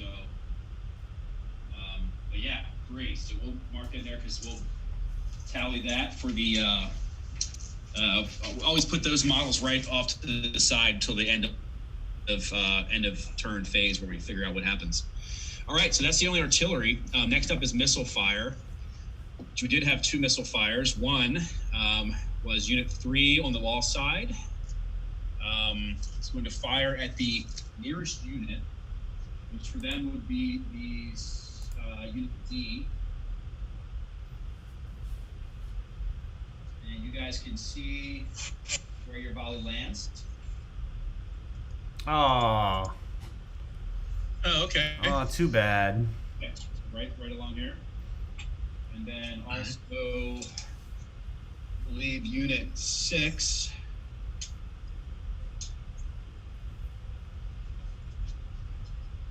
Firing at the nearest unit, which is Unit B, and here's their range. I don't think you're Hold on, let me lean over. That impacts front. It hits the front rank. Oh man. Oh, come on. Okay, so missile fire. There is a chart here. I think I included it in your guys, but the way you do it is you take them into groups of 10, which you have 10 as your number firing. You're firing against the basically unarmored troops, which is light troops. So you roll a single die, forces of law, and tell me what you get. Okay, hang tight. 5. A 5. All right. So that is 5 hits. Whoa. What you do notice, though, is that your arrows, your bolts in this case, seem to be going through the rib cages of these guys and not necessarily killing as many as you thought they should. But you do still crack a few skulls.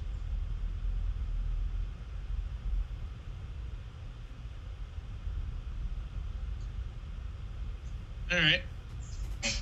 All right, so that's missile fire. Next will be melee. We don't have anybody in base-to-base contact.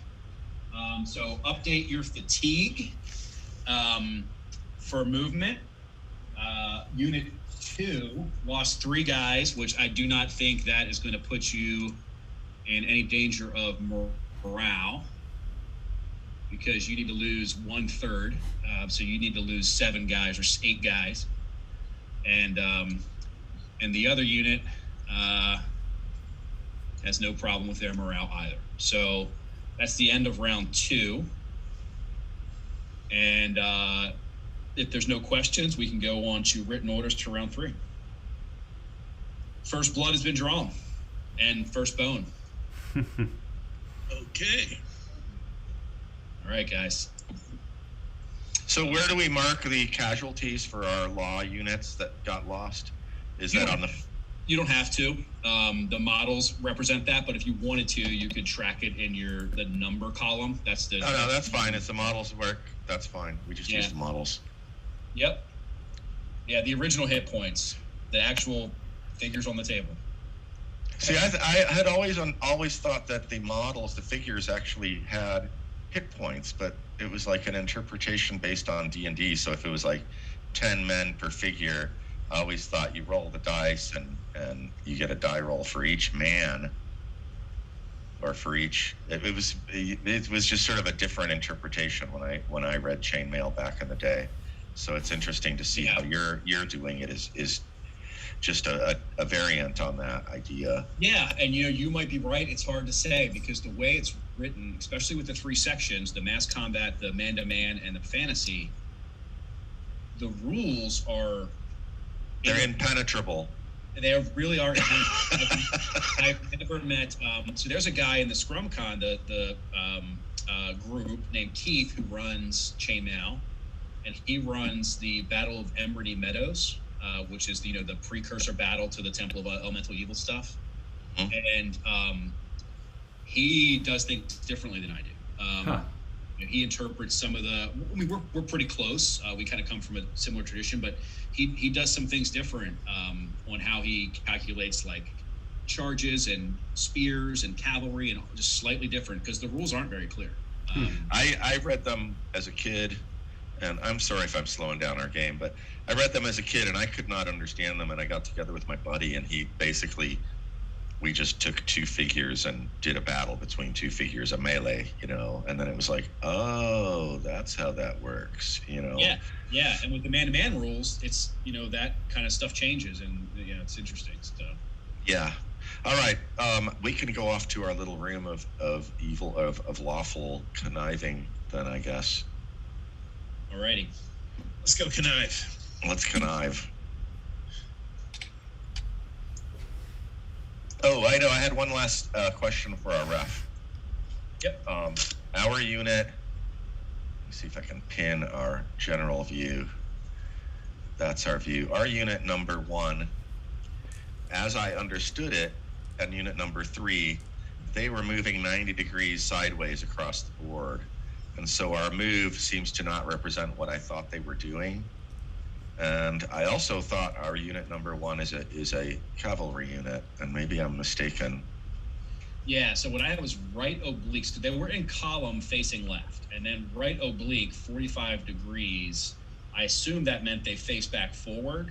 No, they're still traveling sideways, but diagonally toward their right. If they're facing sideways to the right, we knew this would be confusing when we sent in the orders, but you literally have to look at the they're facing 90 degrees sideways. They're traveling in that direction, but they're going obliquely so that they're going to end up behind our line of infantry is basically what the idea was. And our archers at the end there are doing a sideways move as well. So our 2 units on the end ended up in the wrong places based on what we thought we were doing. I think that your military academy trained general sent orders to a bunch of like hillbillies who are like, I don't know. It's our elite cavalry unit, and they're like, I don't know, drink some wine, right. Figure it out. Grab your sword and shield and charge. Yeah, I guess we can interpret that as they got, misunderstood their rules. Yeah, to go right at the enemy as and we agreed when we did the So I don't know how to best communicate what we want to do because I'm basing it off of the facing of the unit. It's like if the unit is 90 degrees to the side, moving. Yeah, 90, you were right. And in fact, when I looked at it, I interpreted that you must have meant something that you didn't. You meant exactly what you said, and I misinterpreted it. Okay, so the game's over. We're quitting. That's it. Chaos wins. All right. We're off to our little secret chamber. So okay, off we go. If I can figure it out again. Leave. No, I don't want to leave.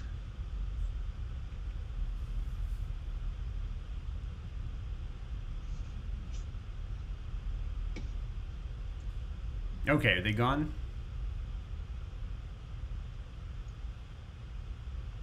I believe they are gone. Jeez, first round and my skeletons went to pieces. I think we just won the game, right? You have the range on your lightning bolt. Their archers can like pick apart skeletons. Who cares? I think we just stay where we are and just keep shooting the lightning bolts at them and disintegrating them until they decide it's better to get into melee with us, and then they're going to have to slowly come across that river into range, and then we'll hit them with ogres and your whites. Like, sounds good. I was thinking of moving the bee skeletons up again because Yeah. they're sort of like angle. So maybe when they do hit us, then you'll be more in position to flank. So, sorry, you want to move the bee skeletons forward? Yeah, just straight up another round. And everybody else, I'm just gonna leave where they are. Yeah. Oh,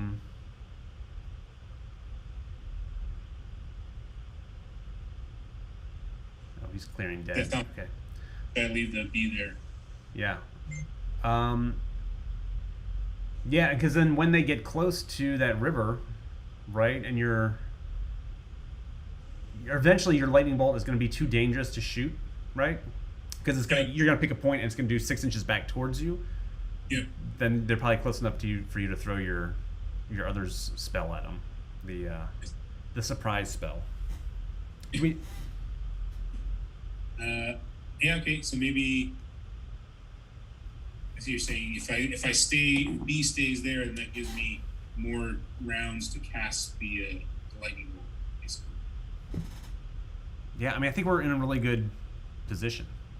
So Right, I'm just gonna start Okay. resting my guys and force them to spend their fatigue coming at us, right? Like, yeah, I'll just hang out and cast some. So, do you have any guess on how much that unit can move? which unit? The unit that I hit with the lightning bolt last time. I think they're probably just foot, so probably 9 inches. So they can probably get up to. Let's see. They can probably get to the river.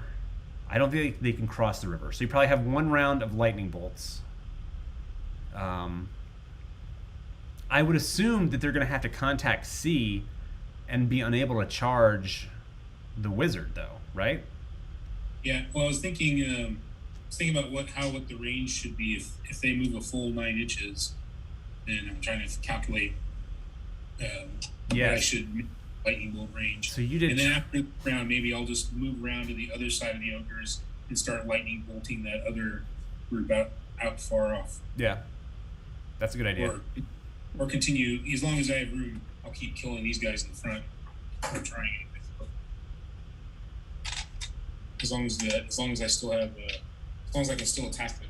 Yeah. But as soon as they get close, then I'll switch to those guys that are far off. Yeah. As far as range, I don't know. If they move 6 to 9 inches, then you would do what, like 18 inches? Yeah, I'm trying to think. So if they can move 9. Say they move half. That's 4, and it was 24, so it's 20. So if I pick 20, then that should cover, right? So if you do 20, they'd have to be, if they're within 14 inches of you, then it's going to be you're going to miss them. So C, the width of C is 9. I would do like 18. 18. Yeah. 6, maybe. All right. But it's up to you. It's your wizard. You can make a decision. And maybe look at the other camera. It might give you a different view. Because I thought you were too far on that first shot. So, Yeah. but you nailed them. So I would go with what you want to do.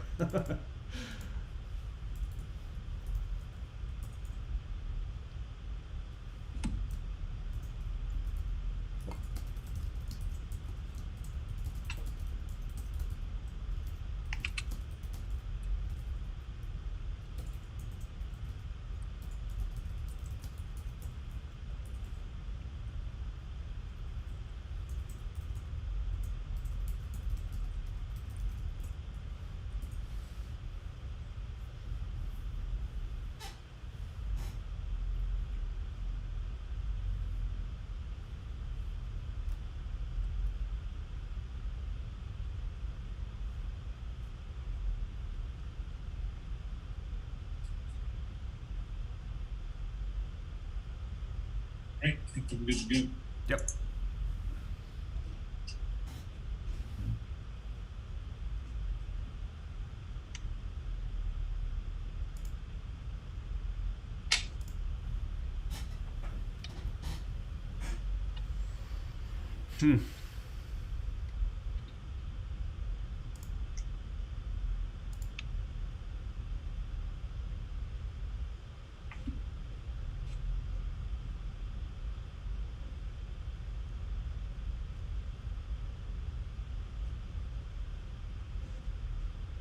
It doesn't sound like they have any offensive spells either.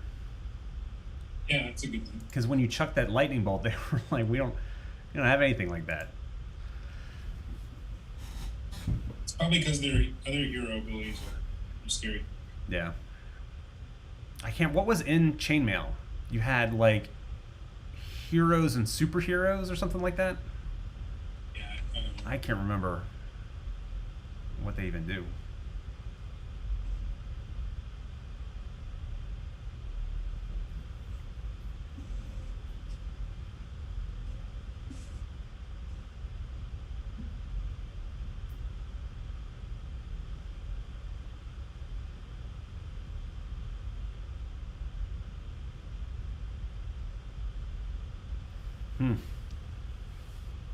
It'd be nice if you could like zoom in on the. Yeah.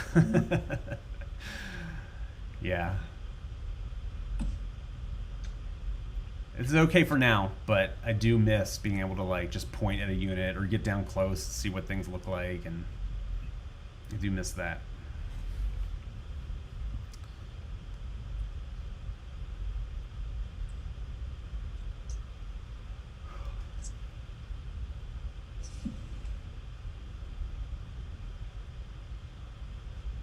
I mean, this is kind of cool because the only time I ever see anybody to play Chainmail with is air guns. Yeah, yeah. With this kind of setup, you could imagine getting a regular game. Yeah, that is true. I mean, this does allow you to connect with folks from anywhere in the country, because I'm guessing the pool of Chainmail players is dwindling and getting smaller every year. Are you playing anything else this weekend? I'm gonna play the Merc. Oh yeah, that should be fun. I love that game when I was younger. Yeah. You guys look like you're good. You have any questions for me? I don't think so. Had a technical question. Yeah, shoot. What is the green stuff for grass? Is that flock or is that paint? Flock, yeah. Yeah, I've tried various things. I mean, this is here. When I first started with the sand table, I like sprayed the whole table. I would take green paint, mix it with water and a little bit of glue, and I would spray the whole table. It took forever. It looked awesome because it looked like grass, but and then the glue would help it hold whatever shapes I had.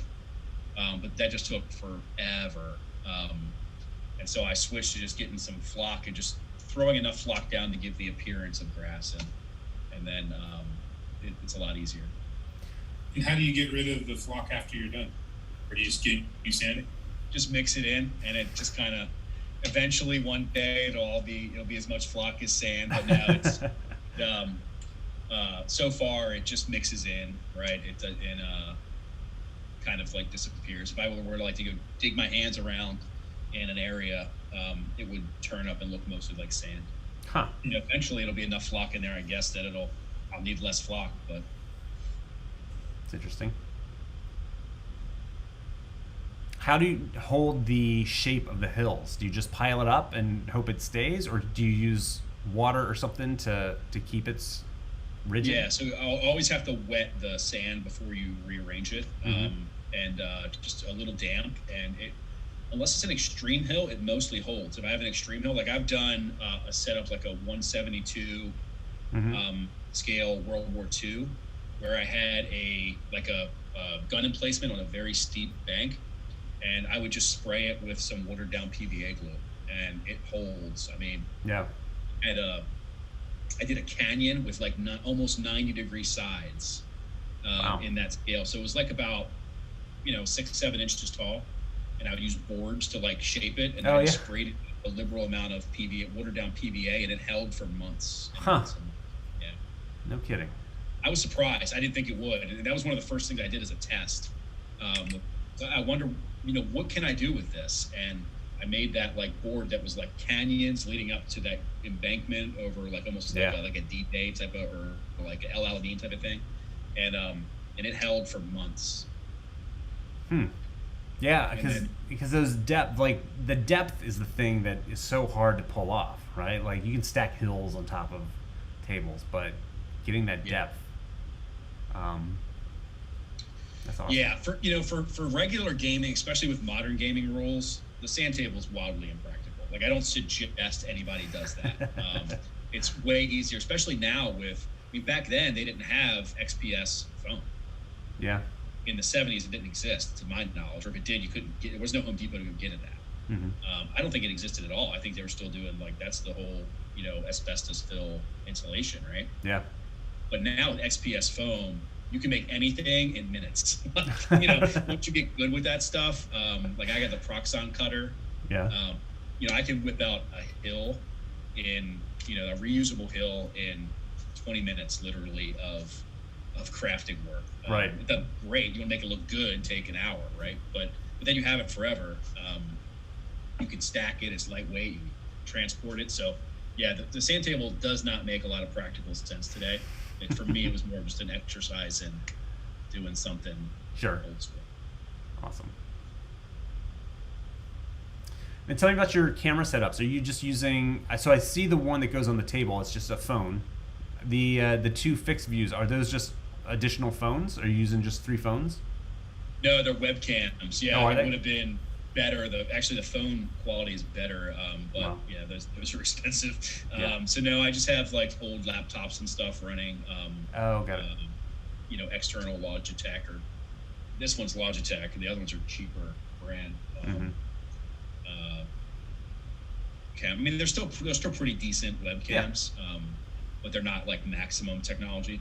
But for like the steady state shot, you don't need them to be super high quality. And the best quality is the phone, which is why you have that, and it's easier mobile. So get it down there. Yeah.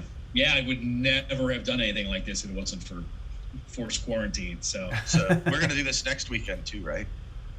Yeah. I'm in. Well, I was actually talking to John beforehand. I was like, because most of us around here, a lot of us in this group that are relatively near each other, within an hour drive, are all vaccinated. Okay. And I'm like, the hell are we doing this virtual? Man, we could have gotten together, but obviously not everybody can, and we can reach a broader audience. Yeah. We were talking when we were in our little room the first time, we were talking about how this actually creates fog of war that you can't have in a face-to-face game. And this is almost like the best way to play a miniatures game is this way. Because you just order your troops around and they do what they do, and you're like, okay, well, I guess that's what they did. Yeah, for sure. Yeah, it's definitely one of the coolest parts of this is being able to explore those things. That if it wasn't for that, it would be pale. Where is everybody? What state? What city? The guys running the con and myself are around the Baltimore, Washington, D.C. metro area. Oh, okay. I'm in Colorado. Yeah. Yeah, I don't know, Paul. Paul, whereabouts are you? I'm in Illinois. Oh, really? Oh, wow. What are you near? City-wise? Chicago. Okay. All right, gang. I'm going to go ahead on mute. All the orders are in. I will be back shortly. All right. Paul, weren't you at Joe's house for Jared running a Frost? Rift to the Frost. That's. I thought I recognized you. I was in that game. That was a hell of a lot of fun. Yeah, it's your halfling shield riding. That's right. That was me. He was shredding down those stairs. This whole virtual thing, just hundreds and hundreds of feet. I played with some guys in Brazil. Played with 4 guys in Brazil like a month or 2 ago, and that was just a blast, and all we used was Skype, and I ran them through Blackmoor and Tonnisborg Dungeon, and then I played another game with some guys, and I was a player. We played the Black Hack rules. I don't know if you've ever played that, but really good rules. And we had guys in England, a guy in like Norway, I think, a guy in Germany, and a guy in Japan, and me in Colorado. So it's just like this global game. It was just amazing. That is awesome. I'm becoming a complete convert to this whole virtual thing.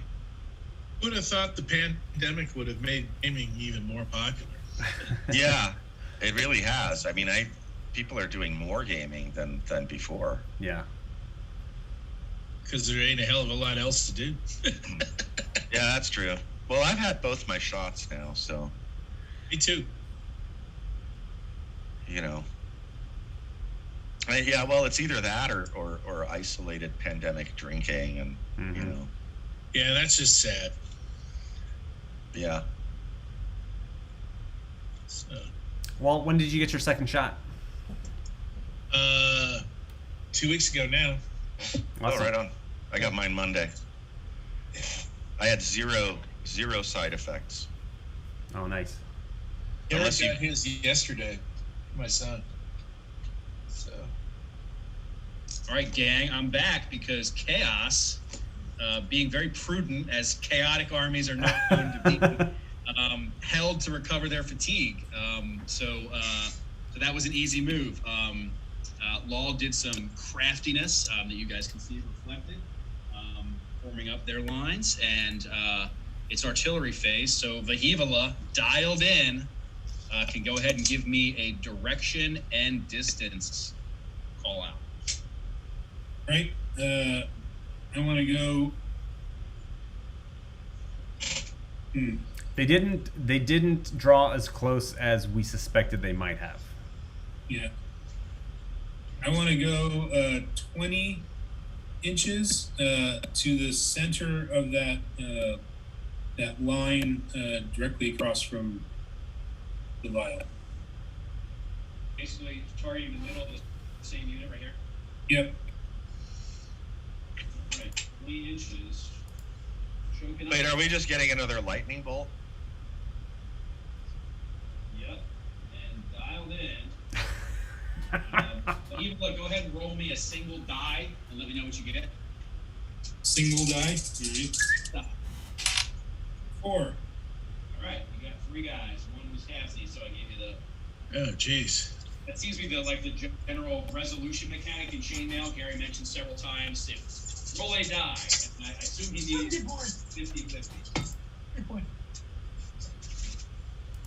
All right. So that was the artillery into missile phase. We have, all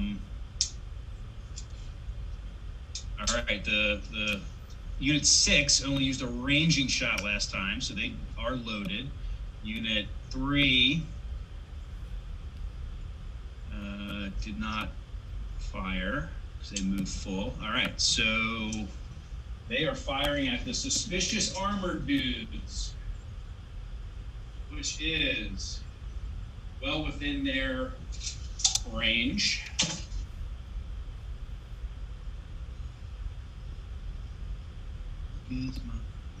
Just gotta check one thing, guys. Evil music now.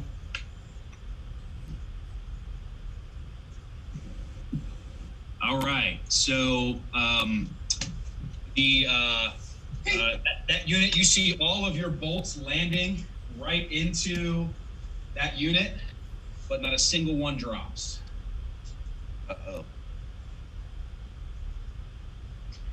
We're doing great. Huzzah! Huzzah! Yeah, this is the problem with playing good. Is like you don't have any units to do anything remotely like that. Excelsior! Keep it up, guys. You're doing great. Being targets. Right, so again, no melee. Nobody closed in yet. Unit 2, you've lost 6 guys, which still does not put you at your first morale check. You lose 1 more, and you'll have to make your first morale check. Hey, Eric, we just recover 1 fatigue for resting, correct? No, if you don't do anything, you recover all your fatigue. Oh. Yeah, the real fatigue starts adding up when you melee multiple rounds in a row. That's what really makes you tired. But yeah, so you guys are back to 0 fatigue. Okay. All right. Any questions? Does the recovery count as resting in terms of fatigue, or is it an attack? It doesn't. It doesn't give you your fatigue back, casting effectively artillery. Although, as you can see, you don't really need to worry too much about that with him. All right. So it's round 4. And we are about 2 hours in. Does anybody need to take a break? I wouldn't mind a 5-minute if everybody's okay with that. I'll be in the breakout room for law. Yep. We'll attach the break to the order session. So, break, bio break, then do your orders, but we'll expect it to go about, 5 minutes longer than normal. Okay, great. Okay. Okay, so is Law going to go into a breakout room? Should we stay in ours? Should we stay here? I'm going into the breakout. Okay, so we'll stay here.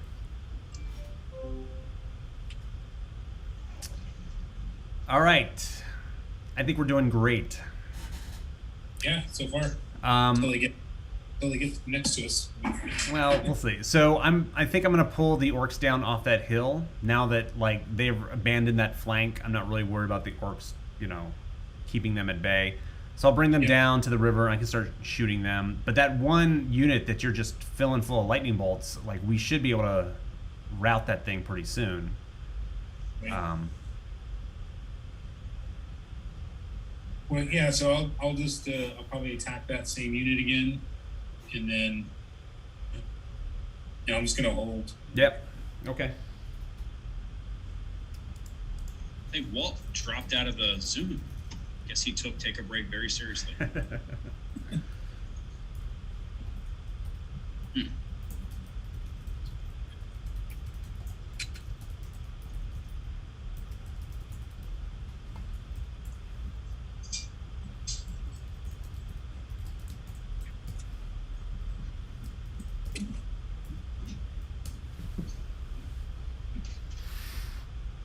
All right.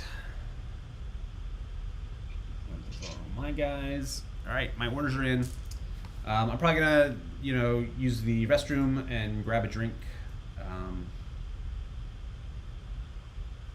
I'll be right back.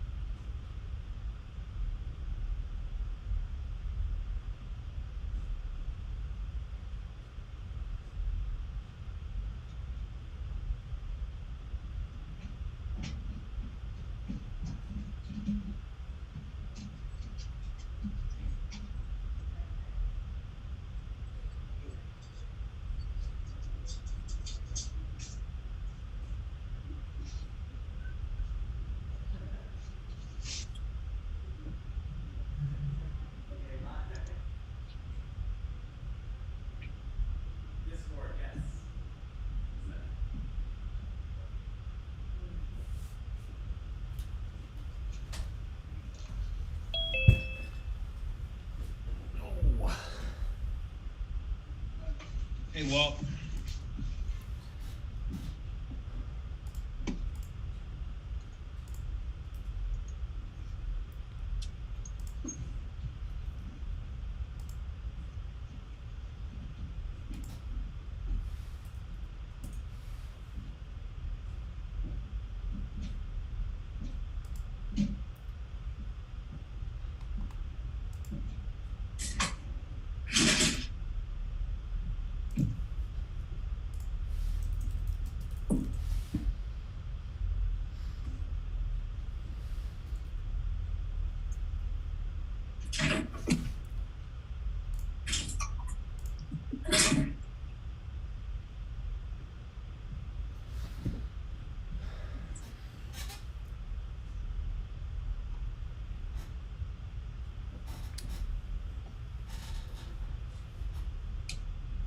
So have they been moving units yet? What's that? Oh, I'm sorry. I thought you had us on mute. I was just asking Paul if you guys had moved units yet. No, the other team, Walt's not here. Oh. Disconnected and just reconnected, and it looks like he's having trouble getting his audio back up, so I don't know what's gonna happen.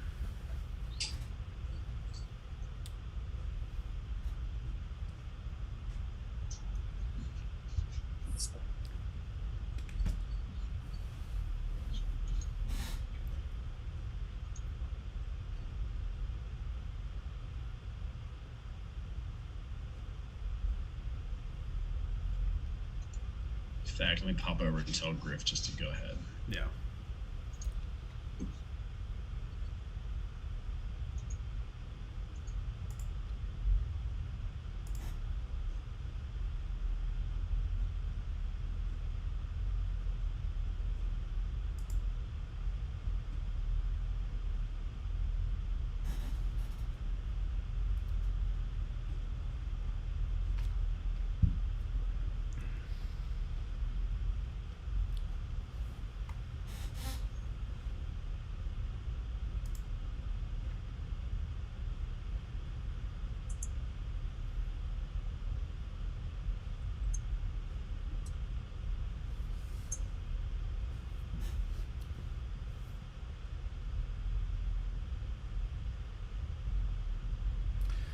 So Paul, you said you played in Jared's game, the Frost Giant game. Yeah. Was that face to face? Yeah, that was before that was the before times. Were you living in this area, or did you come here just to play his game? I used to live there. Yeah. Gotcha. When did you move? Oh, not too long ago. Yeah. My wife's family is in Chicago, so we've spent a lot of time going out there. I like that area. Oh, cool. Yeah, we haven't seen much because it's Yeah. Everything's locked down, huh? yeah, pretty much.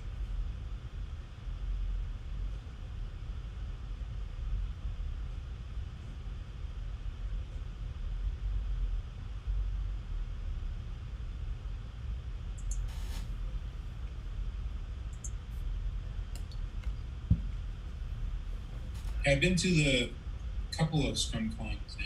Yeah. It's a great con. So. Thanks. We like doing it. I mean, this is, just to get us through this year, but we're already thinking about the next one, what we want to do with that. So I hope it keeps going for quite a while.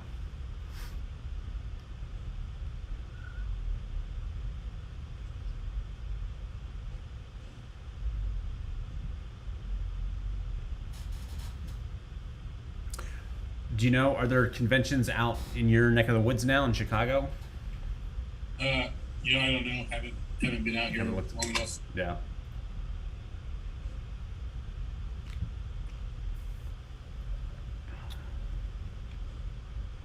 I get the sense that the East Coast has a lot of like the war game conventions and stuff, and it's not as prevalent, like in California or something like that. I had no idea though if the Midwest has something similar. Yeah, I don't know. Maybe see you at a con at some point. Yeah. Let you know how it went.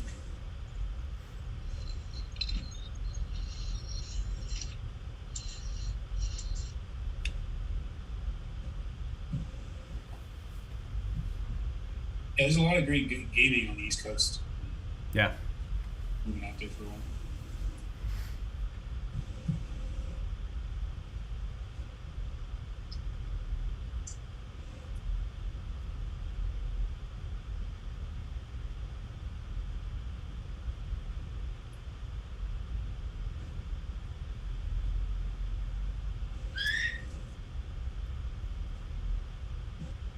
There's another convention. I think they are in Maine.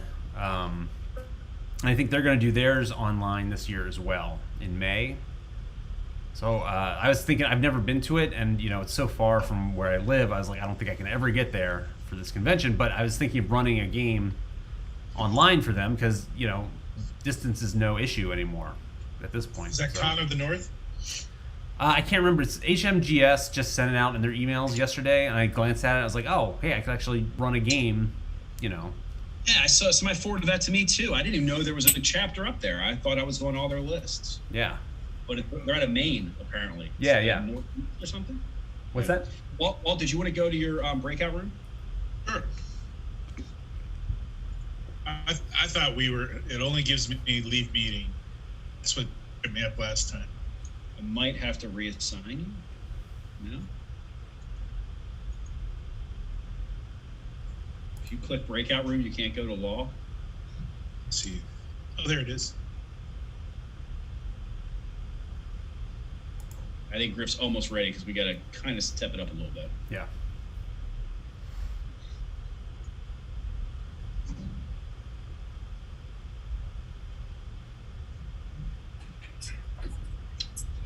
Yeah, somebody forwarded me that call for virtual GMs just yesterday. I haven't decided if I got to look at the dates and see if I can do something. I mean, it's like you put in a lot of work to run something online like this. You might as well use it, while you can. Yeah, right? I've gotten good use out of running this a few times. Yeah. In fact, I was about to change the table, and when Joe hit me up, and I was like, well, since I've still got it set up, I might as well run it again. So this is an 8x6. How big is your other table?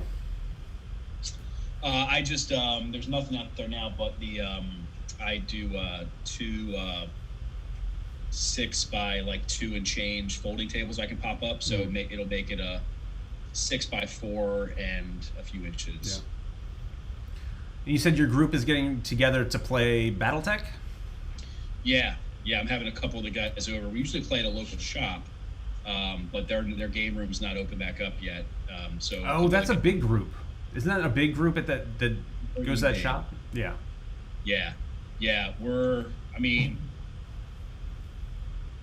The email list is like 45 people. Yeah. Now, on any given night of our game night, again, this is all pre-COVID. Mm-hmm. We might have anywhere from 6 people show up to play a particular game to 25. Yeah. The BattleTech campaign's a big draw. Yeah. That's how I know it. I read a write up of one of the campaigns that was run over a very short time or something, and there's all these different factions and stuff, and I was like, oh, that sounds awesome. Yeah, so the guy who's kind of runs the main campaign that's been going on has actually written fiction for BattleTech before. Oh wow! So he's really into the whole thing, and the local Catalyst rep takes care of us, right? He's always stopping by. He'll post some of our write-ups on the the BW board, whatever the boards are, the Catalyst boards. He gives us what he can within reason, lets us know what's going on with the company. We were all over that Kickstarter that just came out. Mm-hmm. I mean, God, I think our group probably ordered about 1,000 mechs. Wow. Yeah. There was so many people signed up for it and got I got about 70 mechs or something like that.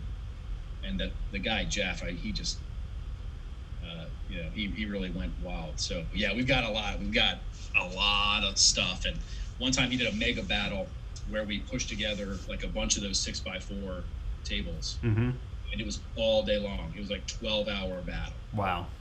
People came and went. It was the Alpha Strike rules, so it's kind of really easy to hand off. Like, here's the card. Like, you don't need much more than that. Yeah. And multiple. It was an entire planetary assault. Where regiments arriving, others retreating, and so there was and then at certain points in time, he would come in and say, "Okay, now this is happening." Really well done. He's got terrain. This is probably one of the write-ups you saw was probably this battle. Probably, yeah. Yeah, it's really pretty awesome. Awesome. Yeah, so there's a guy. So I have another group, a smaller group that I play with, and we've been meeting virtually. And so I ran BattleTech with Tabletop Simulator for them. And one of the guys, I don't think he'd played like the PC games, but he'd never played tabletop, I don't think. And he's gotten into it so hard. Like he's bought tons of mechs. He's playing, with just his family and everything. But I'm really looking forward to going back to face so we can actually, play for real with the actual metal mechs and stuff like that. So cool, man. Yeah, maybe we can set something up. Yeah. You guys come up one day and we do a big battle on the sand table. Sure. Yeah, and I think Catalyst did a really good job with the re-release of Classic BattleTech. Yeah. Really, really good stuff. So I'm pleased. A lot of the unseen mechs are coming back. Yep. That lawsuit's been settled. I mean, for 30 years, we haven't seen a Phoenix Hawk, for God's sake. Right, right. Yeah. Man. And those are all my favorites, the originals from the... I just took it upstairs. I snagged myself one of the few original box sets where it's called Battle Droids. No way. Awesome. Yeah, I snagged one on eBay for not a crazy amount of money. I don't think the person knew what they had. Really? Wow. Yeah, because there's only a couple hundred of those, and then Lucasfilm sued them. Yeah. And had to stop production and rename it. I mean, which actually probably ended up working out good for them because then that's when they came up with the term mech, and battle mech and all that, and then they copyrighted all that stuff. So that's interesting. Bethesda had a lot of interesting original legal decisions around legal. Like I remember, who's the guy who wrote Neuromancer? William Gibson, the author, has commented on a few interviews that he totally could have sued them for Shadowrun if he wanted to, but he decided not to. No kidding. He just stole so many of his stuff from that was a trilogy I think he wrote. Yeah. Like the Cyberpunk trilogy. Yeah. Huh. I didn't realize that he was like aware of that or what was going on. That's interesting. Yeah. He's very aware because he actually, I was watching some interview with him or referenced, and he mentioned that. He's like, yeah, there was definitely some legal possibility there, but I chose not to. Yeah, it's weird. So I'm launching miniatures Kickstarter in like a week or so, and I've got some minis that are inspired or homages to like sci-fi shows from like the 70s and 80s, and I have people contacting me like, hey, can't you make this exact miniature? Can't you make something from this show, whatever? I'm like, that is so risky. But I see other companies producing, they're like exact copies of Battlestar Galactica guys or something like that. I'm like, that is too risky for me. I'm not. It's a dangerous area, and everyone in this hobby thinks they're a lawyer and knows that unless blah, blah, right. Blah. And I'm like, man, that's not how the law works. It's all about money. It's like, do you have it, and can they get it? And right. Really, what ends up happening in like down the line in front of it never gets that far because I just had a friend who published a something in the RPG realm, and a larger company came down and like stepped on his neck. Wow. About his product, and it was like, there's no way that but he can't defend that. He can't pay a lawyer to like defend that in court. So he had it. You get when I was publishing, we had somebody send a C&D letter to us about the name of one of our books, and it was clearly like no way it was even infringing in any way, shape, or form. It was just the name, which was what do we call the Well of Souls was the name of our product, and somebody who had who had a board game about that. Like Well of Souls, that's been used in novels, it's in Yeah. the Bible. I mean, it's like there's no way you're going to defend that copyright of that name. Nothing else about it was similar. Completely different genres, like, you know, but you know, you just Yeah. anybody can send a letter, you know. Yeah. Right. Right. And you got to deal with I'm gonna it. go see what these guys are doing because we got to get going or we're Yeah. not going to finish.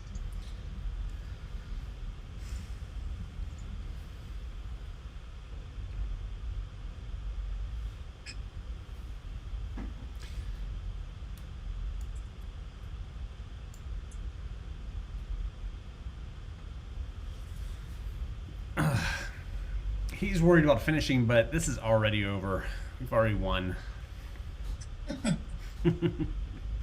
Hey, evil agrees. Yeah.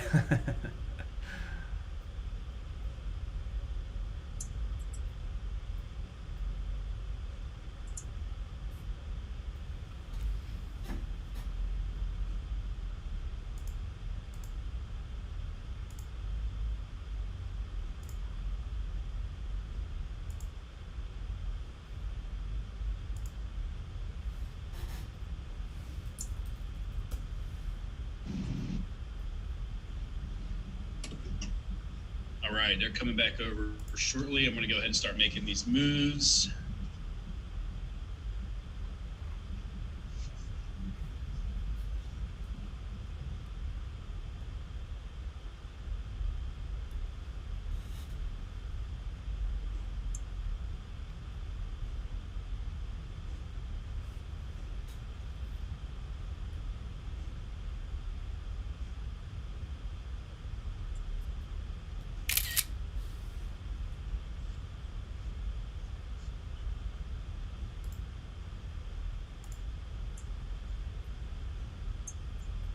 Hi, Eric's dad.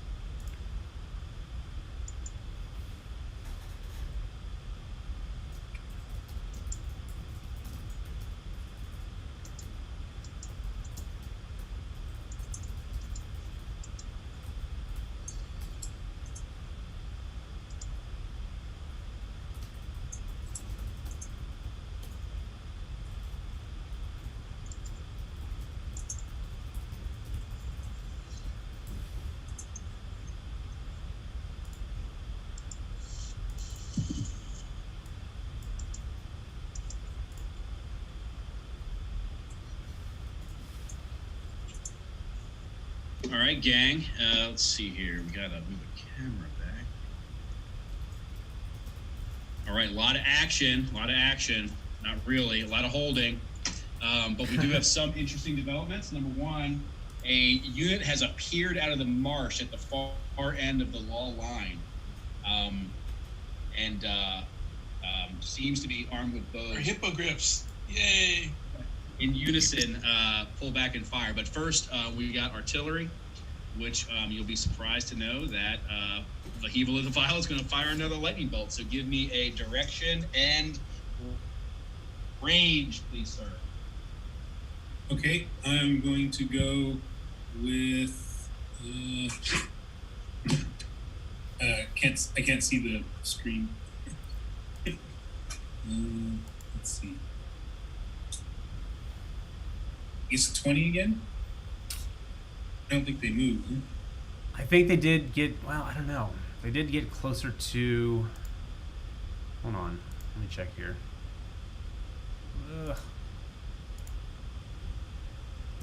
Eric keeps standing in front of the camera. No, I'm back in front of the camera again. Yeah, sorry. I was looking at a different unit. Yeah, I think you're right. I would do the same thing. All right. I'm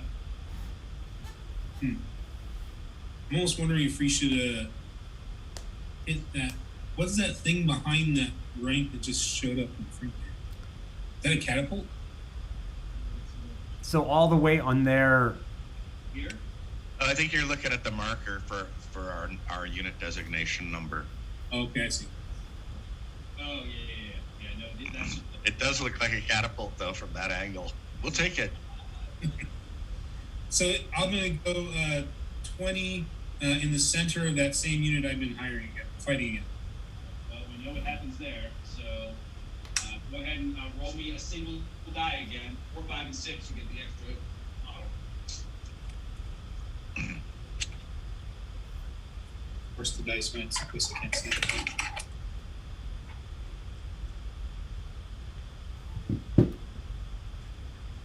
Single die, Paul. Okay, hold on. A 3. All right, so you kill 2 then. All right, regular missile fire, regular order. We got Law firing back with this new unit, which is in range, I think. Oh, no, out of range. Unit. Law, do you want to see where those shots land? Yes, please. Yeah.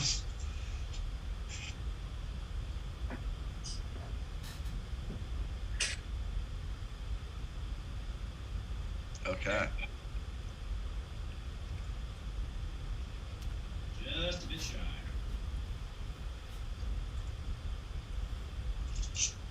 All right, so the crossbows, they need to reload this round, as I recall. So they won't be able to fire. The longbowmen fire at the ogre unit. They are within range. All right, forces of law. You have 10 firing against half armor. Give me 1 die, please. Roger that. 5. All right, we do effectively 3 hits of damage to one of their stands there.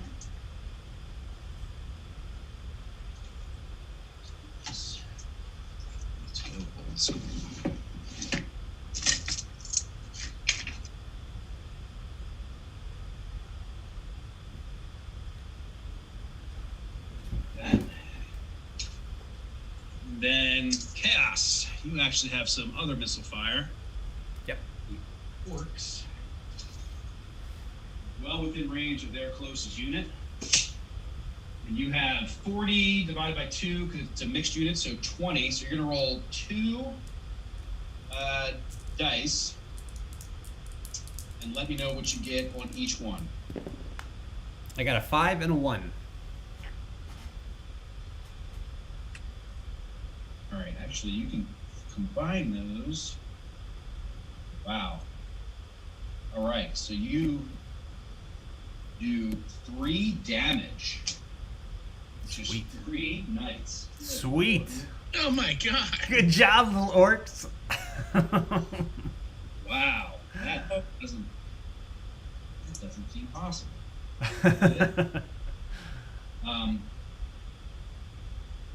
Man, we're outclassed. So that's it for missile fire.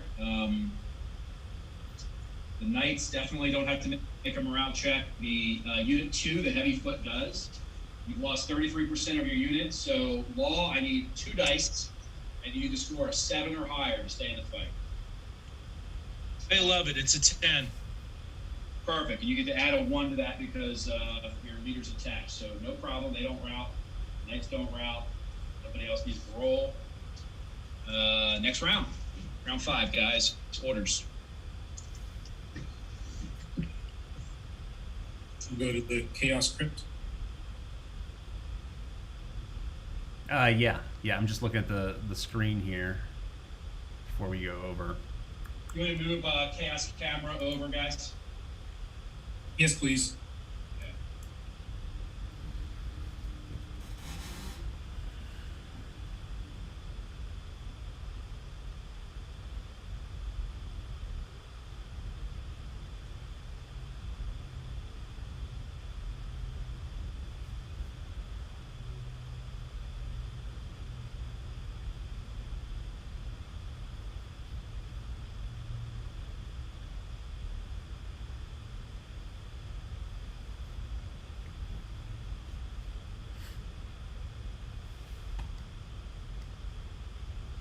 Hello. Hello.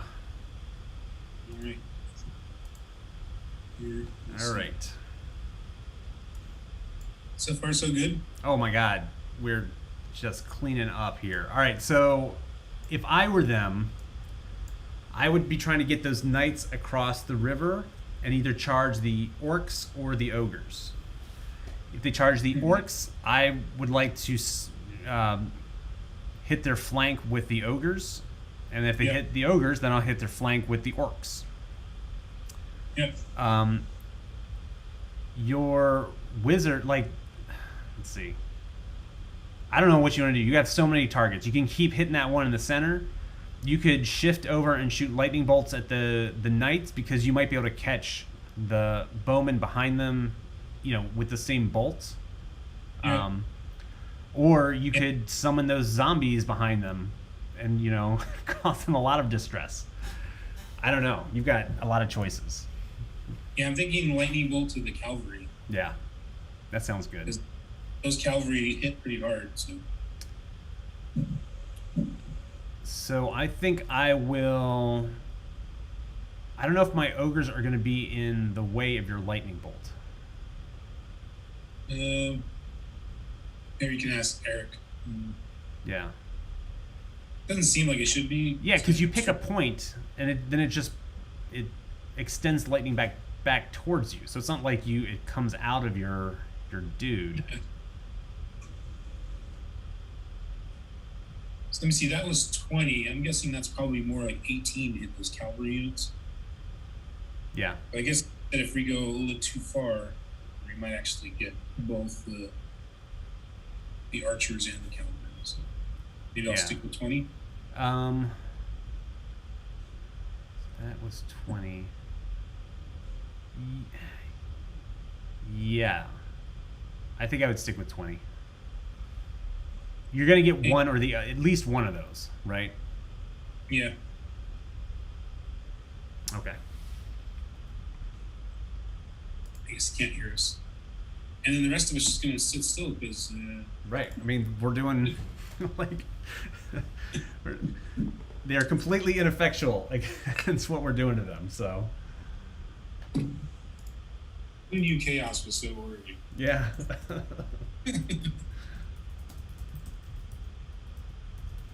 Oh, I gotta update our fatigue. Forgot about that. Does attacking give you fatigue? I know melee does. I don't know about ranged attacks.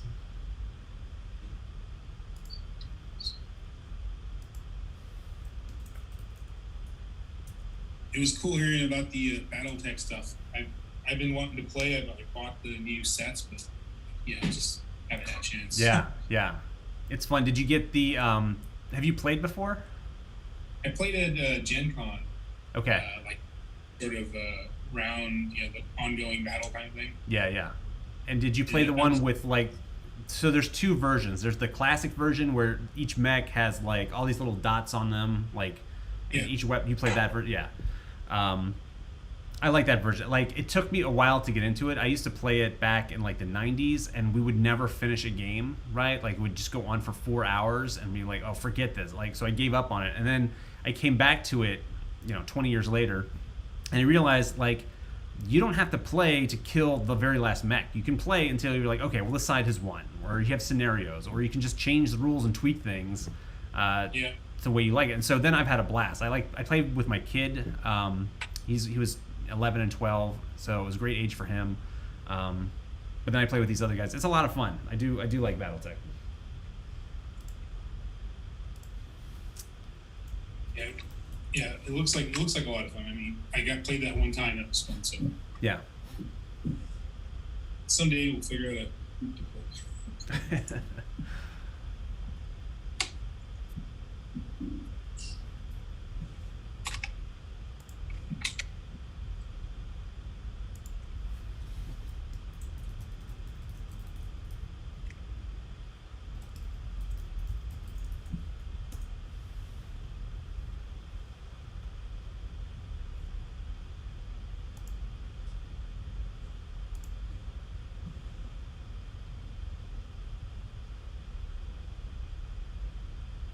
So I guess if he says that I can't fire that way without hitting us, I guess I'll just move to the other side of the ogres.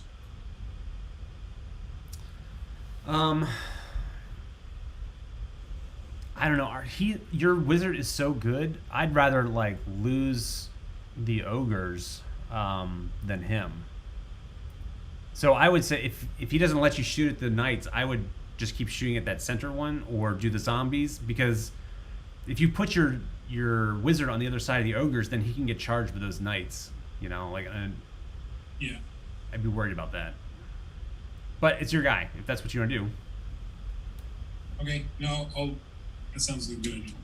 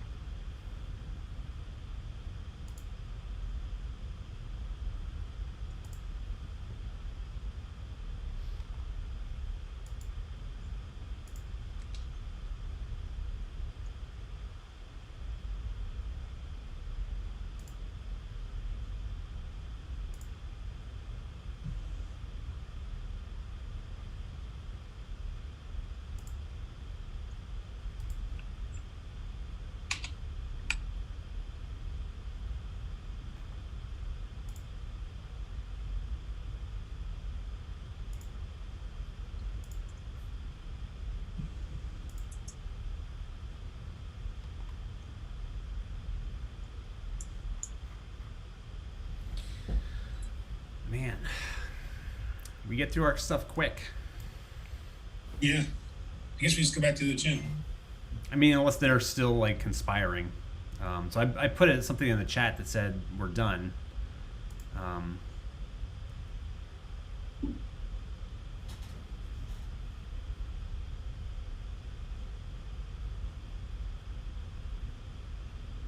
don't know. They're probably trying to pull off some crazy, weird maneuver from like the Napoleonic Wars, you know? Turn oblique, march in column. They'll come up with some weird command and they'll just completely obliterate us. Yeah. Well, what was that unit that appeared on their flank? They shot. I think they were more cavalry. Oh, really? Yikes.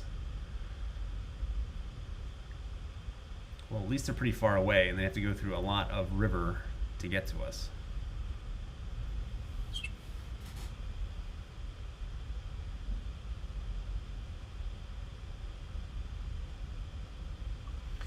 It's some. I think the way that we can reorient if they try to flank us or something. Yeah. So if we kill that one unit you've been lightning bolting, and if we can drive off those knights or, you know, really maim them, maybe we can start pulling our left flank down and across the river. Yeah. And start coming into their territory. You guys almost ready? We're done. Yeah, we're done. We just didn't want to interrupt their scheming and force them to go into a breakout room and slow things down. They already moved to their breakout room too. So yeah, come on back and let's get going. All right.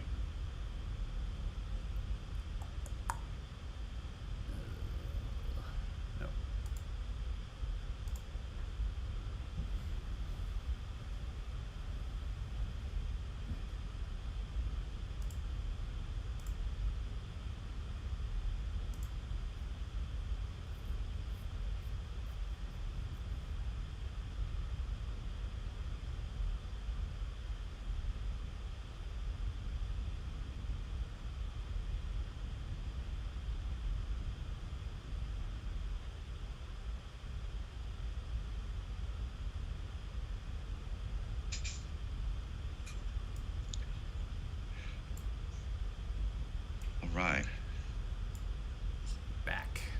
I don't. Oh, he's already putting in the moves for everybody. So you started with yours, and What are you guys doing?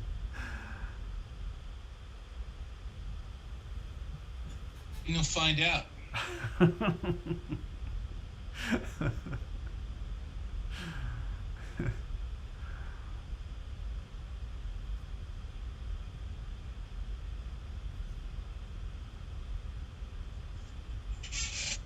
Hey, do you take an extra point of fatigue, or do you take a point of fatigue for firing missile weapons?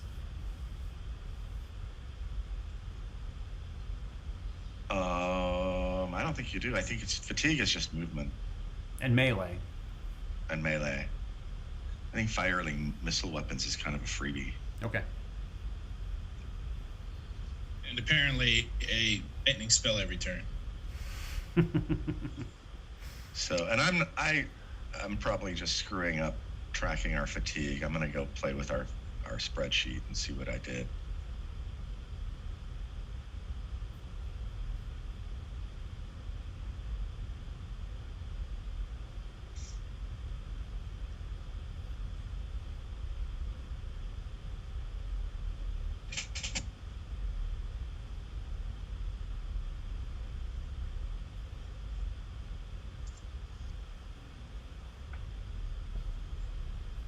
All right, guys. I think I got your movement right. Is that what you guys want to do, Law? I'm assuming. I actually got to move this camera back, don't I?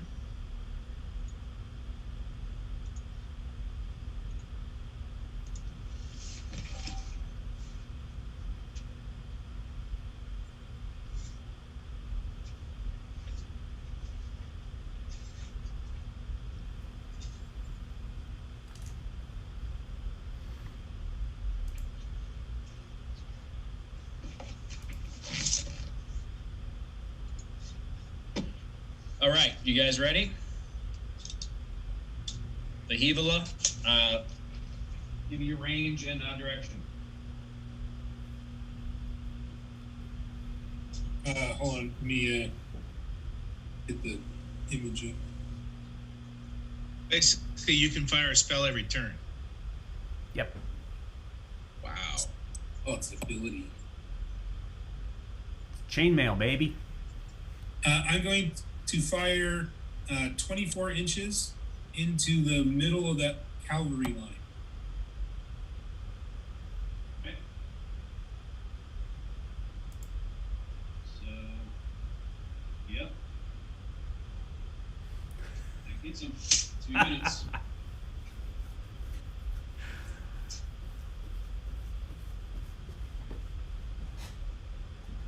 All right, missile fire. We'll go to Law. You've got heavy crossbowmen firing at skeletons. Roll me 1 die, Law. All right, working it. Eric, which unit is this? Unit 7 of theirs? 6. 6. 6. Okay. 6. All right, that takes 3 of those skeletons off of the beat. And then unit 7, also roll me a single die, Law.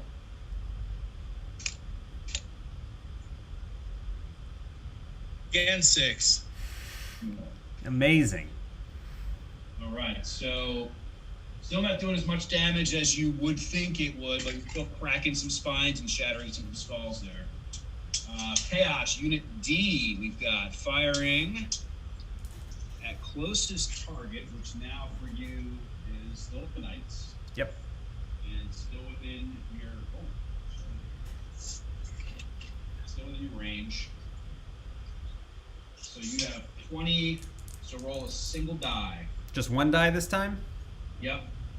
It was a 4. All right, that's 3. 3 more. Oh my god. What? All right. That ain't good. Yeah, Jesus Christ. I was not aware that knights were this susceptible, but I didn't write the game. All right, longbowmen get to fire at the orcs, so you get to roll a single die as well. Law. All right. 4. All right, so you're firing 3 3 orcs. 3 orcs. All right, I think they rout. Not quite. I think we got 33%. All right, so we do have some morale tests. The knights are at 50% or below. They do have a hero attached. So, Law, you need to give me 2 dice, and you need to roll a 4 or higher. Ooh. 2 and 2. Oh, just barely. If it wasn't for Duke Etienne, the knights would have rolled out. But as it is, they stay, and they will now fight to the death. They don't need to roll morale anymore. All right, we can remove all casualties. There's still no melee. This is the most cautious, bloody battle in Dungeons and Dragons history. And there might have to be if they can keep firing spells and be losing. I'd say we just retreat and off the board. I mean, we've lost half of our center already to missile fire. We're kind of lost. We will accept your surrender. Yeah, it's I've never seen anybody using artillery or spell artillery in Chainmail. Not like I've played a million. Nobody's played this a lot. That's around, or I guess there are, but I haven't. But every time I've ever played it, I've never seen it dialed in. The last time we played this, it was the 5th shot before the necromancer killed anybody, and that's huge, right? I'm just thinking about the orcs being able to trash our cavalry like that. It's just like so I would not have thought that, but I mean, we're gonna lose this game at this stage. There's no we're outclassed. You're gonna lose probably. But I was surprised myself at the missile table. This is the original document. They do 3 hits. If you really, it doesn't matter what you roll. Is there any bonus for columns or lines or modifiers for? No, nothing in the rules. I mean, the only thing you can get in the rules to help with missile fire is cover, like if you're in woods or something. Right. Okay. But like in Napoleonics, you catch a cavalry unit in column advancing with a missile fire, and I've vaporized entire cavalry units that were caught in the wrong formation with missile fire, with musket fire. Missile fire in Chainmail, but where it does come in is the artillery, right? So the lightning bolt is actually a small cannon. It's the same thing. So it even says for lightning bolt, you treat it like a small cannon, I think. Right. And so that's exactly how a cannon would be in the game. And you get that 6-inch damage is the bounce, right? That you would hit. So if you catch a unit in column face 1, you can kill 6 guys or more instead of 2. So right. Where that comes in. All right, do you guys really want to surrender and just do a little post-mortem? No, let's just do some more and just see what happens. Like a spell points. Yeah. So the way the wizards are treated, this is pre-D&D. So the way that wizards work is they can either do a lightning bolt or a fireball every round. Oh, wow, man. Yeah. That's how wizards are. There was no. Now, he actually has spells he hasn't bothered to use yet.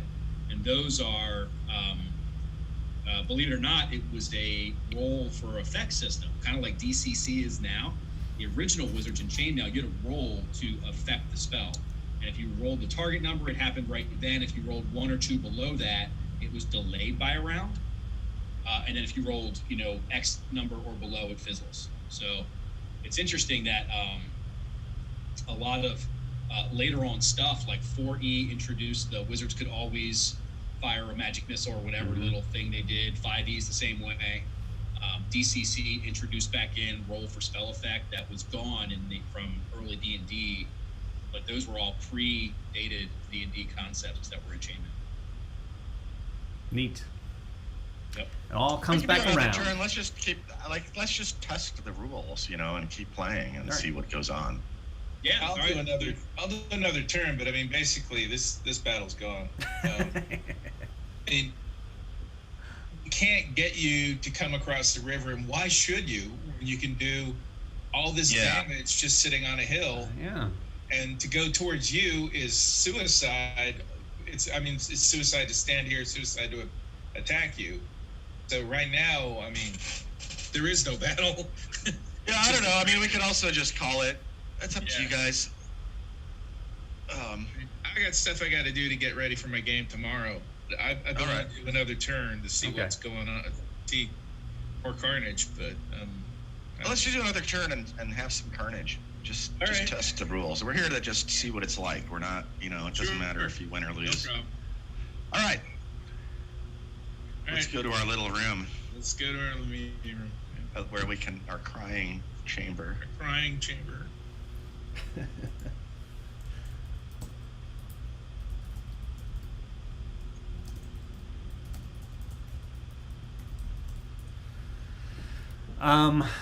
Well, I guess we can do whatever we want now. So, Just do the same.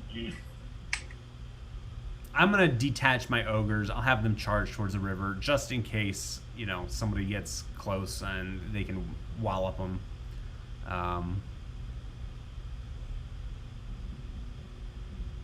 Unless that's that won't get in your way or anything. There's a hero attached to that thing, so I was going to try to target that hero. Lightning bolt. Sure. Okay. And So you if they- can't target. You won't be able to target the hero Okay. as long as he's attached. Any missile or artillery fire, he'll be the last one to die. Okay. You would still, if you hit the hero, you would still do damage to the unit. I would just take the other figures first. Got it. Okay. And the so when you measured it out last time, I couldn't see where the end point was. Is that on purpose or? No, I don't know. Yeah, I just catch it. It was like, I want to say like 3 inches past. Okay.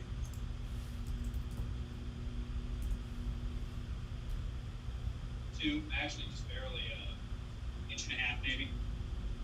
1.5. Okay.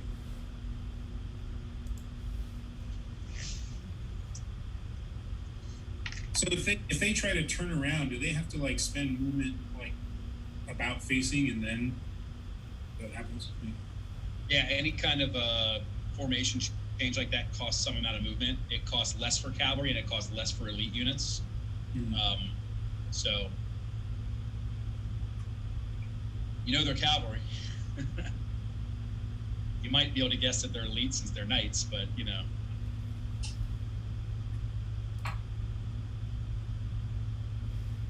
I think the key for them was to get across to attack us in melee. If they would have meleeed us, we'd be in yeah, trouble. there were 2. Yeah, of course, the knights got to get in melee. They can't just sit there and get peppered by it. Yeah, like This was influenced a lot by, I think, like 100 Years' War stuff. So the longbowmen yeah. and other missiles are, I think, overrepresented as far as their effectiveness against armored troops. But it is what it is. I Them's the mean, rules. not my rules. I was actually surprised a little bit myself that and what they do against the fully armored is you have to have more units, more troops to have an effect, but you can still do a lot of damage, which I was surprised. But yeah, they got to get into melee. And you guys dialing in that lightning bolt early was just Yeah, that was ridiculous. sick. The other thing too is that, this was, I think, a long before the advent of really force balancing. So I did use the rules in Chainmail, and I made some judgment calls on how undervalued some things were, to try and make it even, but different flavor. And so far, Chaos is one. This is my 3rd time running it, and then it was a test one when we didn't finish that. But Chaos won once, Law won once. So it was. I think Law. I think the magic. The thing with the magic is it's mercurial. If you dial it in early, it's way overpowered. But if you fizzle a bunch of spells, and like the last time when Law won, the magic user didn't hit anything till the 5th round, and so if you do that, it's worthless. Yeah. If it's having no effect, then it's So what's the speed on those on their knights? I think they move 12 and 15 on a charge, so they're not slow. And so because they're horse and elite, if they want to do like a maneuver, it's only a quarter of the cost. So if they do something that costs a full round maneuver, it only costs them 3 inches of movement. Yeah. So they can wheel and they can line up that better. So they're really good at that, which makes up for their slower movement compared to other cavalry. But yeah, they could have gotten across the river and charged into. Yeah. The last time when Law ran it, their knights just acted like knights and went straight ahead. They routed the orcs. Yeah. On the second round of melee. The first round, they pushed them back up the hill because they have such a high melee morale that when they do get into melee, they just push. Yeah. And so they charged across the river. They hit the orcs in the river, pushed them back out of the river, and on the second round, routed the entire unit.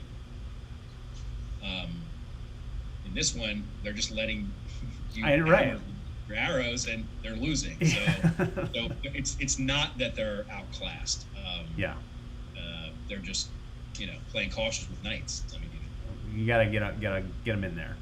I mean, that's the thing. So I looked at it, like the orcs are our weakest unit, so like keep them back away, and the skeletons look like they're probably pretty brittle. Oh yeah, but we're probably not even going to get to what we'll talk. We can talk about all that stuff afterwards and share it. But yeah, they've got things they can do there too. Now your whites are trouble, and frankly, they're designed. And Chainmail's a lot like this. The fantasy supplement is you come up against stuff like that, and we ran into this in Steve's game, the Tekkamel game, where I was on the bad guy side, and I know I had those rocks or something, and they were just wrecking stuff. And the other side, the good people, they really needed to have their heroes come out and fight them one-on-one. Yeah. They could take entire stands of those. I don't know, Tekkamel, whatever they were out on a pretty low roll, and but when they were fighting regular units, so if those whites get in against a regular unit, they can really be bad news. Yeah. But they have some stuff they can do against that. They have a counter. So. Gotcha. So when I'm rolling my attacks, or maybe count the rolls out of it. When you make a missile attack, do you have like guaranteed numbers of casualties you're going to inflict? Like, do you always inflict at least one casualty? Not always, but here's what the chart looks like. Yep. Try and get it zoomed in there. So it really is a set number. Sometimes that number's 0, and oftentimes it's the same regardless of what you roll. So probably the least thought out part of the rules.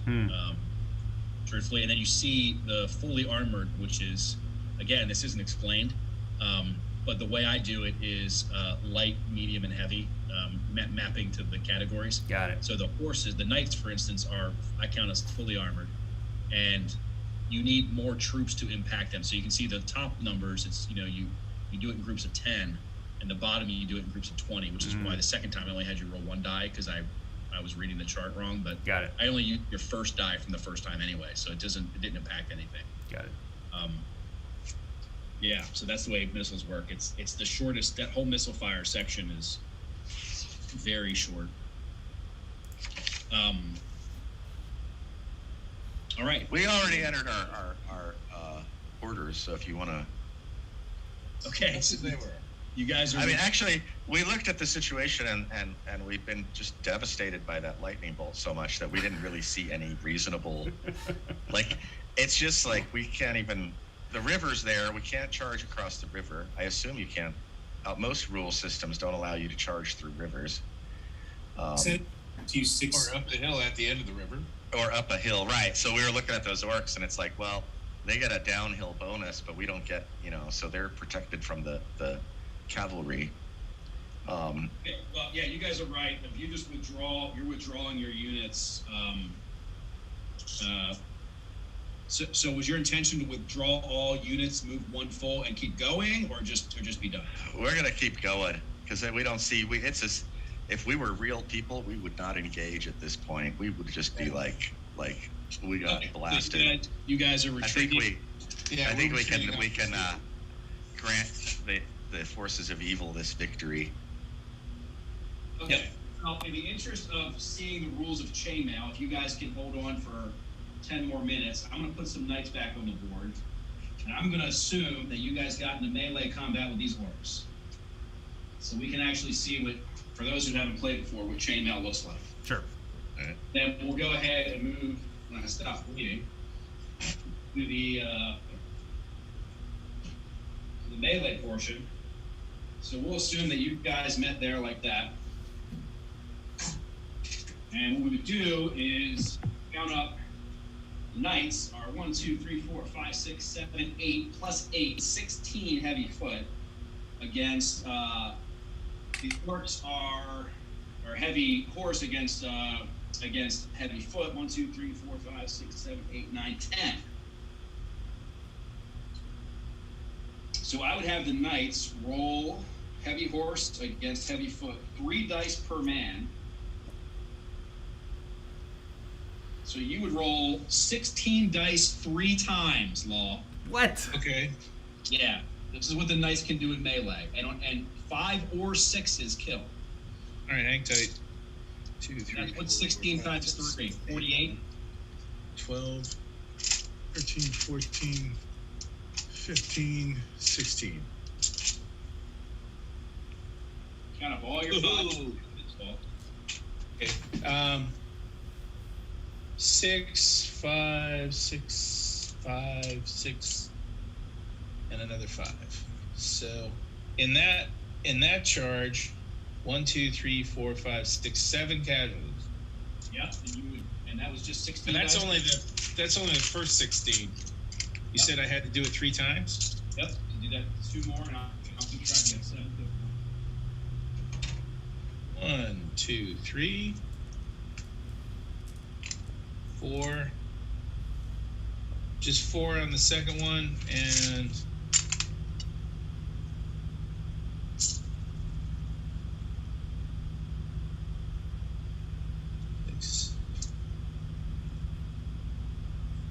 six, and there's 2 more 5s. So 1, 2, 3, 4, 5, 6, 7 on the last one.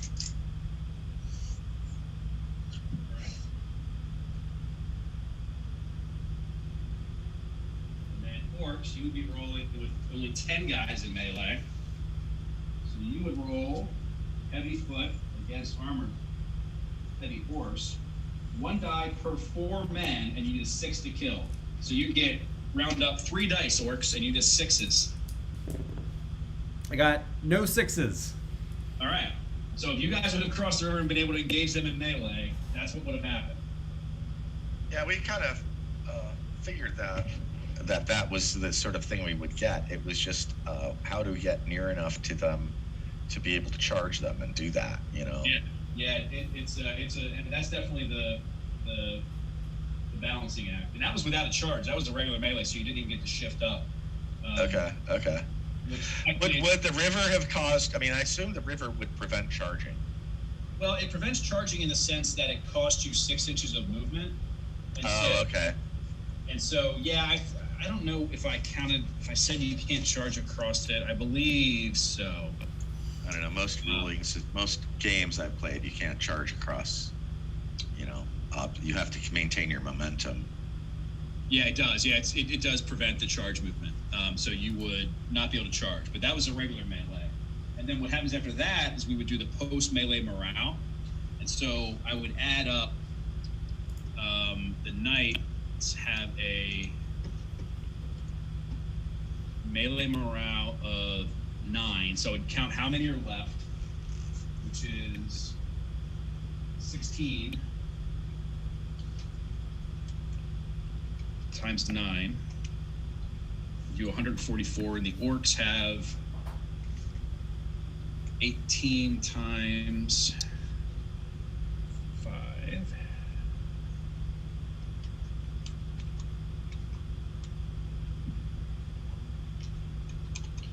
And there's a chart in the book that tells you what happens. This part, there's this chart here on page 15. that says what happens to what the delta is. You do this like formula, and actually the formula in the book is even more complicated, but I simplified it for this game. And then I would look and see what the delta was. The delta here was 54, so you would have pushed the orcs back one full move. So they would have given ground back to here. And the knights would be able to, now if you charged, you could stay with them. Okay. And so you could have pushed them back up the hill, which is the second time I ran this. What happened was exactly that, almost in exactly that same spot, except they met in the middle of the river. The knights meleeed the orcs in the middle of the river, pushed them back 9 inches, and on the second melee, they didn't kill quite as many as you did. The second melee, they broke them and they routed them from the field. And then they turned on the ogres and hit the ogres from a flank. And so Chaos won the first time I ran this, and Law won the second. And that's kind of how it happened the second time for Law. But also that time, the Necromancer didn't dial in the lightning bolt until like the 5th round. So that was a big difference maker. Yeah.